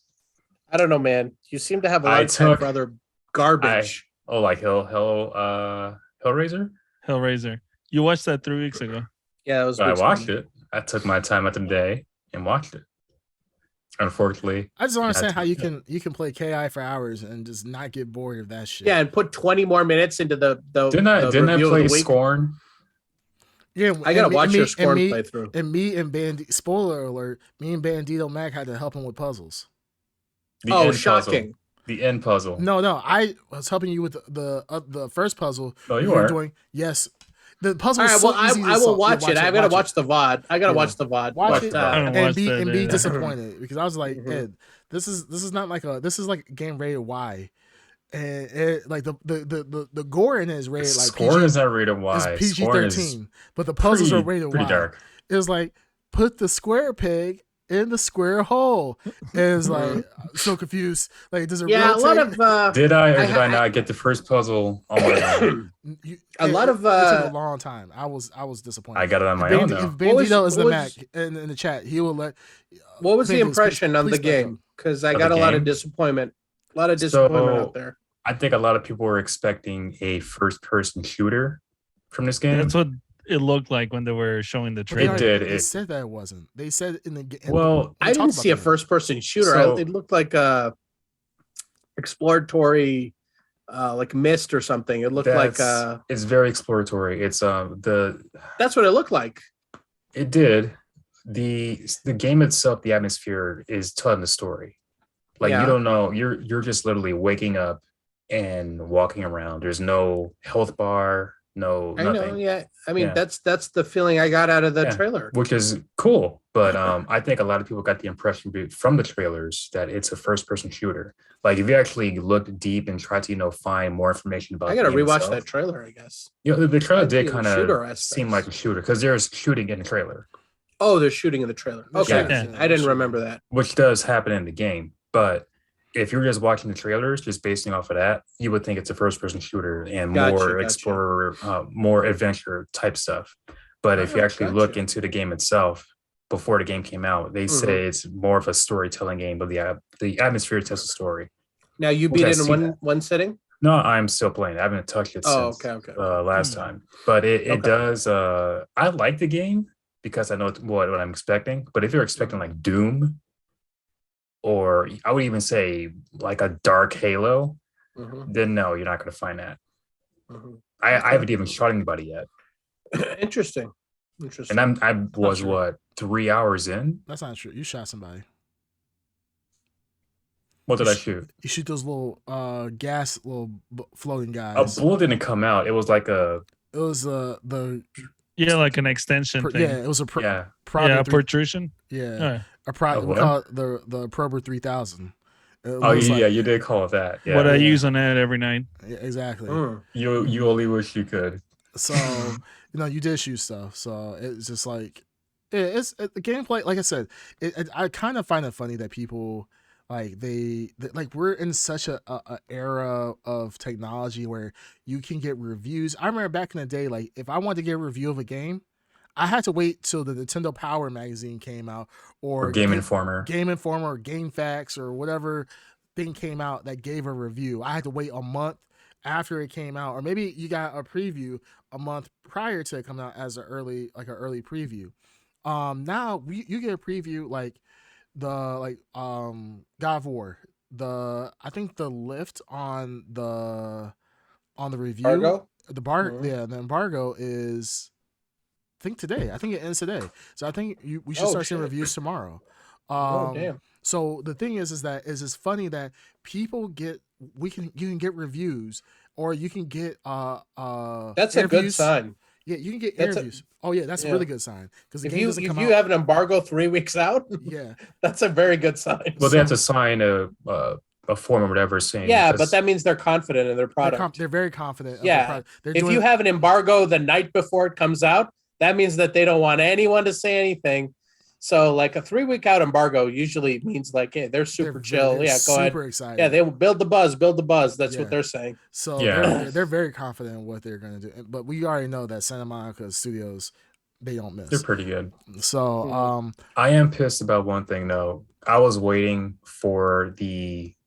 to see Black Adam on my own without any reviews, without any information about the movie. Yeah. I follow IGN on Facebook and Instagram. I didn't see the review, so I'm not going to say what the review is, but I'm saying that I'm just scrolling on my main feed. My main feed. Yeah. And I see IGN and their score for the movie. Yeah. And I'm like wanting to throw my phone because I'm not looking for the review. Not IGN's fault. This is your fault. Yeah. In a way. No, it's 100% your fault, because you know this is what they do. This is a few days out. I think last week they gave a review of this. It was this week. No, I saw it a few days ago. I know I did because I texted you guys. I saw it this week. Yeah, this week. It's what, Thursday? So probably Monday. Thursday, yeah. A few days ago, it's still a few days ago. Yeah, but I'm saying that I'm just scrolling on my main feed, and it sucks. Their job is to report on things. No, why are you faulting them for doing their job? I'm not faulting for that, but I'm saying there's a lot of people that would like to go into the movie or any movie and blindly. I haven't seen any reviews. That's good. Okay, I agree. I agree with you, but you are scrolling through and you're subscribed to IGN. They've done this in the past. Not shocking. It would be nice though if they have so on Instagram, if you put multiple pictures on one, you could slide it over. You can slide, So that would have been very good if they did that. I think people should be punished for using Instagram. No, it's not using Instagram. It's that I'm not going on a IGN and looking for the score. I'm not going like on a website or a YouTube channel looking for a score. It's like there on my main feed. I'm not looking for it. I'm just looking for memes or. So you you're realize, mad at them for trying you to get subscribed. views. But I'm saying, what the thing is, you say you're not looking. What does for it. IGN do? But, what is their purpose? No. But their review. No. But the thing is that you subscribe to them. Did you follow them, or did they follow you? I mean, did they force you to follow them? But also, did they force you to? Yeah. Hold on, I follow them at the same time. This is so weird. You go on. Hold on. You go on YouTube. He had the gun to his head. You go on the home section and you scroll down, and sometimes you will see major plots of a thumbnail or score on a thumbnail, stuff like that. But people you don't even follow or subscribe to. Okay. I'm just saying it would be nice if IGN, who I do follow, but just scrolling on my main feed, if they had like put a warning first, like, hey, here's a score for so-and-so. Yeah, but that's not how people consume information anymore. They want to know right away. Some people do. Know. I mean, but that's Instagram. See, your Instagram literally is condensed into one image. Like all the information they slap it onto one image. On Instagram, right? They have Instagram. One image. So if you're using Instagram, then you are opening yourself up to a one-screen spoiler. It's not one screen. I mean, that's it. It's on Instagram. It's the content. On Instagram, you can have up to, I think, 5 or 10 pictures on one, like. Yeah, but they're not doing that. Thing. They know that your attention is very. Your attention is limited. Right? Yeah, limited. Sorry. Your attention is limited. You only have a certain amount of time. You're competing with a lot of other swipes in your day. So they want the review that you see to be their review. They're not investing in you, investing into swiping right or left. They're basically looking at, IGN gave it a 4 or a 9 or whatever they gave it. And then that's it. That's your impression going forward. And you trust IGN, you keep them subscribed because they don't waste your time. If you're using TikTok, you want fast content. If you're using Instagram, you want fast content. If you're using social media in general, you're using fast content. Yeah, if you want to read the review, go to the website. If you want to watch the review, you go to YouTube. But that's the thing. I'm not looking. Why are you complaining? Review. People have complained before. I don't know. This is people. Dumb. Yeah, but you're complaining over something that literally they're doing what the website was designed to do. The website is designed to do that. They're paid to do that, but it kind of sucks that they're just you scroll on your main feed and it's bam right in front of you. I know what you're saying. I know what you're saying, but you're using the medium and they're using it for the purpose of getting the information fast and efficiently to the reader. All I'm saying it'd be nice to give like a warning, like, hey, and I agree with you. And then swipe if you want to see it. No, we all agree. Like, yes. It sucks when things get spoiled for no reason. It sucks. But the thing is, you got if you know that IGN has done this before, right? If IGN has done this before, this is not a new game for them. We know that IGN likes to get the clicks and get the views and this, that, and the other. You gotta take some responsibility yourself. You're subscribed to them. You know, it's like saying like, hey, I know that.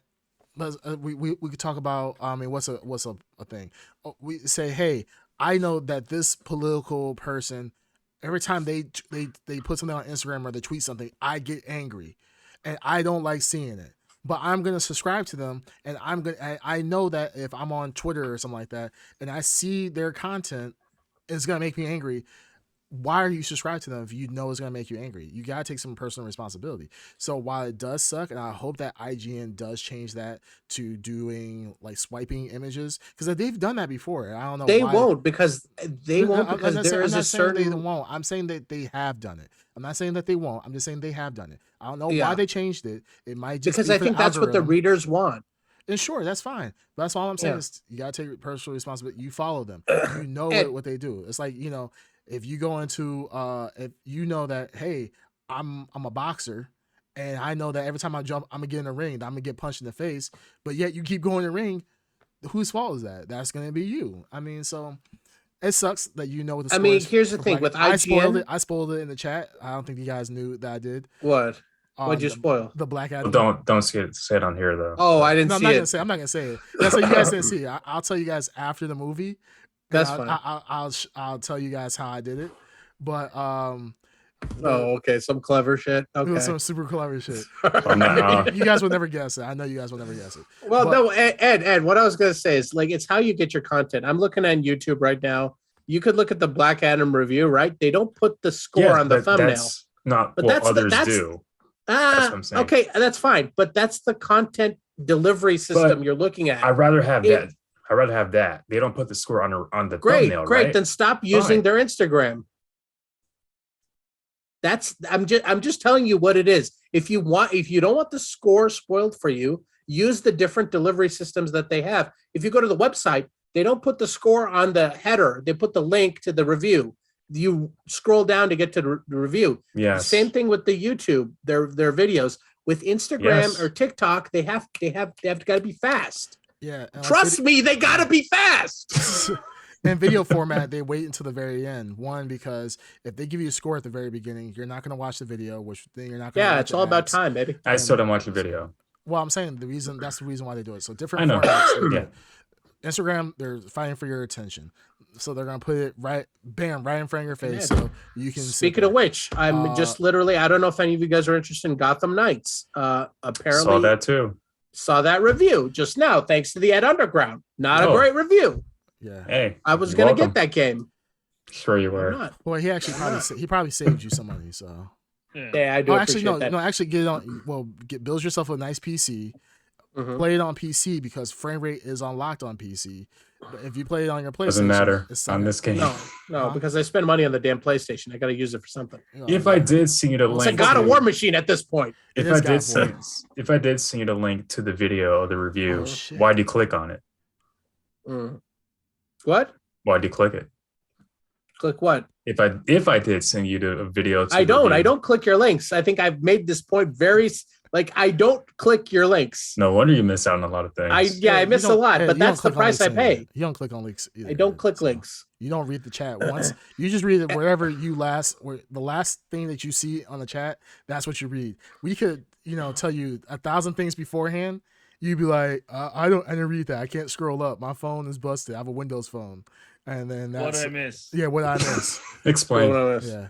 Ed Underground, you're a Sonic fan, so I have a question for you. Possible answer. Go on. Okay, you're the biggest Sonic fan I know. Didn't say that. This situation he's got up here, is this his hair, or is this like a water sack, like a camel that he has carries around? You got the hair on wrong. You look like a blue Maggie Simpson. Yeah, sure. Whatever it is. I mean, that is what it is. It's a ridiculous concept. But is this Sonic's hair? Is this what I'm looking at? I would say it's an altered version of Sonic's hair because just like a lot of weird fans out there, they'll turn something that is pure and awesome into something that's very. Well, I don't know why they would do that. Yeah, I don't know why they would either. I don't know why they do that. But listen to me when I think these are milk sacks. And they're like the little nipples on the end where fans can suck out of it. Yeah, you can milk it. So if you want something, I'd be like, yeah, go for it, guys. Yeah, there you go. You guys want to go fast? No, and listen, you guys want to go fast? No, what it actually does look like, it looks like Sonic took a pill. And he's hard as he is a Sonic before. And then Sonic gets ready to go. Gotta go fast. And this is why.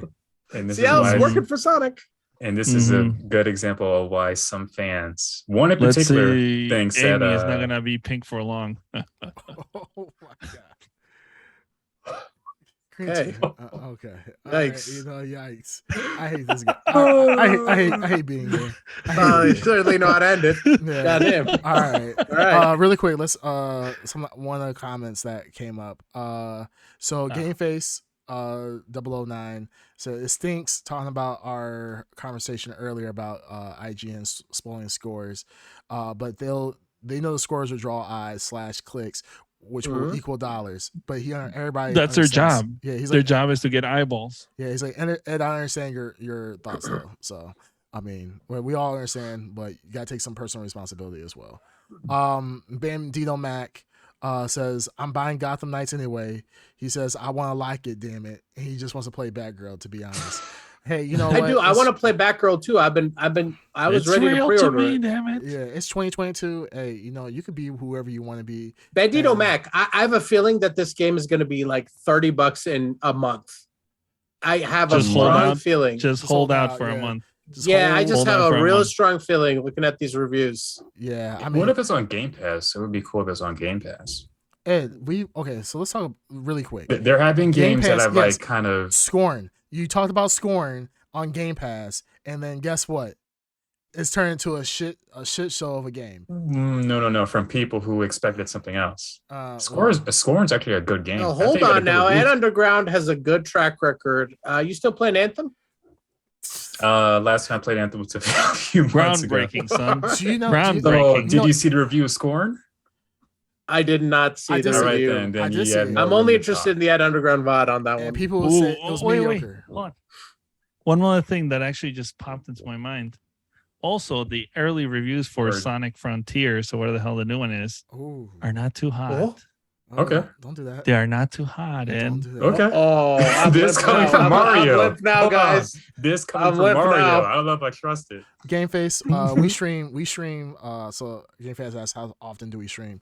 So we stream live once a week, normally, usually on Wednesdays or Thursdays. But you can catch all of our past VODs and past podcasts on all streaming platforms. So you can catch us on Spotify, Apple Music, etc. So yeah, check us out there if you want to and catch on our old stuff. I also live stream on Twitch myself. Yeah. Nah, nobody cares about that. Yeah. All right. Nobody cares. Okay, with that being said, we know just to recap, Ed picks very bad games. Anthem, which is literally, I think he was talking so much shit about Anthem. Was the a lot of people were. No, he was carrying GameStop, water for them. So hard. GameStop said, I think at one point they said GameStop, they were giving away Anthem for $1 and people still weren't buying it. Like that lets you know how bad the game is. But it might not be Anthem. It might be another game. There was another game that was really bad. It was 76, Fallout 76. No. It was something that was bad too. It was something. But Ed's track record of bad games is astronomical. I have never. It's only been one. What other games? What? You tell me what other games. KI is died. a good game. Nobody. It has not been like Street Fighter 4. People still play KI? Yes or no? Wait. We pulled up the numbers. Remember, people are playing more Street Fighter. Remember the Dungeons and Dragons game? He was trying to. Oh yes. That kept bugging out on him. Oh my god! I was looking forward to the game. It's about everything. It is about everything. I was looking forward to the game. Are you still gonna stand by your Sonic Frontiers right now? What did I say about it? What did I say about it? You were saying that it looks good. That it's gonna be probably the one of the better. You think it still looks good? I didn't say that second part. The first part I said, yeah, it looks good. You said that it was going to be one of the better Sonic games. Did he not say that? I never said that. I never said that. You did say it was Dude, you said that. Because I brought up I see what was right now the horrible Sonic where he's with the humans. Colors? No, Sonic. No, that's Sonic 2000, whatever. Sonic the Hedgehog. Sonic 04, yeah, Sonic right, the Hedgehog. Sonic 06 or whatever. Yeah. And I said, this looks just like that. And you're like, oh, no. This is way different. You can tell just by seeing it. Guys, can we stop now? Because of the fact that as Edward Prime, Ed Prime, yes, yeah, as Edward Prime, I have the better sense of games and so forth. Like the games the games that I play, you know, they've been around for a decade and still are getting patched, updated, new content all the time. You're talking about WoW. Every game, it doesn't matter what game it is, it's still going on. Is Street Fighter 4 getting patched? No. All right, then why not? But how many versions came on Street Fighter 4? It's complete. Yeah, it's complete. Yeah. It's done. Okay. It's complete. So is KI. No, it's not. Also complete. You were just complaining the other day. You were just complaining the other day. Dude. No, you were just complaining the other day saying it was that it was not balanced. People in your chat said so Overwatch 2 is also not balanced. Overwatch 1 and 2. Overwatch is not balanced. Overwatch 2 just came out. I know. And people were saying, just like Overwatch 1, it's not balanced. It's fun, but it's not balanced. But at least Overwatch got a sequel to it. What happened? Where's KI? Okay, this is KI sequel. This is number 1, 2, 3. This is 3. KI 3. Yeah. It barely got revitalized. And and it's not even supported anymore. You guys had to beg. Done. You guys had to beg for a hacker. KI 4, KI 3 is complete. The boards are still messed up. The board's not Okay, messed up. so It got fixed. It got fixed finally. It got only fixed. took a couple years, and then Couple on top years. of It that, got fixed. and then on top of that, KI3 is complete. it's not complete because if it was It is complete, been- it'll be they- balanced. It's All not There's balanced. you can go on a YouTube video on their YouTube Ads. channel and say this Both is the of the last ads. update. Blah, blah, blah. Both of the ads. Yes. Since we're wrapping up the show soon, and Yeah, wrap it up. I think it's very hard for us to be in this position again.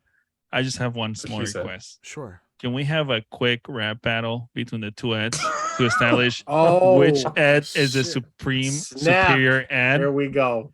Yo. All right, Here we lyrical go. battles between the Let's two do it. ads. All Let's do right, Here we go. forfeiting the game. All right. So Ed Prime or Ed Inferior, which one goes first? Let A loser Eddie- literally Eddie forfeits Black. the game. Yeah. The Eddie Black. Ed, All right. let Ed Inferior go first because I Okay. wrapped, All right. I Go wrapped for it, Ed earlier. Inferior. Come on. No, go first. I'll let you go first. I wrapped earlier. Yeah, he did I rap wasn't earlier. here, so you go first. You did hear it. You were literally. No, Yeah. I wasn't here. No, Ed Prime, hit him again. Hit him again. Okay, Ed Prime. let's hear this. All right. Let's hear it. Fake Ed. Okay, Eddie Ed Black. Prime. Fine. All right. Go first. Let's hear Eddie it. Black. All right. Here we go. Yo, bars. Nothing but straight bars for this fool. Mm, The fake Ed. Hot bars. Mm. I'm not even a Mm. rapper. That's the crazy thing. mm. Forfeit the game. For someone that takes you out of the frame, put your name in shame, cover up your face. You can't run the race. The pace is too fast. You just won't last. Yo, I'm the real Eddie. Oh, I spit fast. False. I go fast like Sonic. The fake Ed is just ass. Bars. Yo, False. I was looking at the light, darkness inside of me. You can't even touch me because you can't even see me. John Cena hides in me. Shit. What was that? Bars. Okay, yo. I'm coming off the top of the dome. Hairline kind of pushed back. Oh, What? It can never battle me because his costume is whack. His rhymes are burned up like Anakin. I'm the real Vader. Ooh. Hey, tell me where your mom's at. I can give her the fade later. That makes no sense. Bing bop, bada boop bop bing. Ed uses a Windows phone. He does Google searches on Bing. Bars.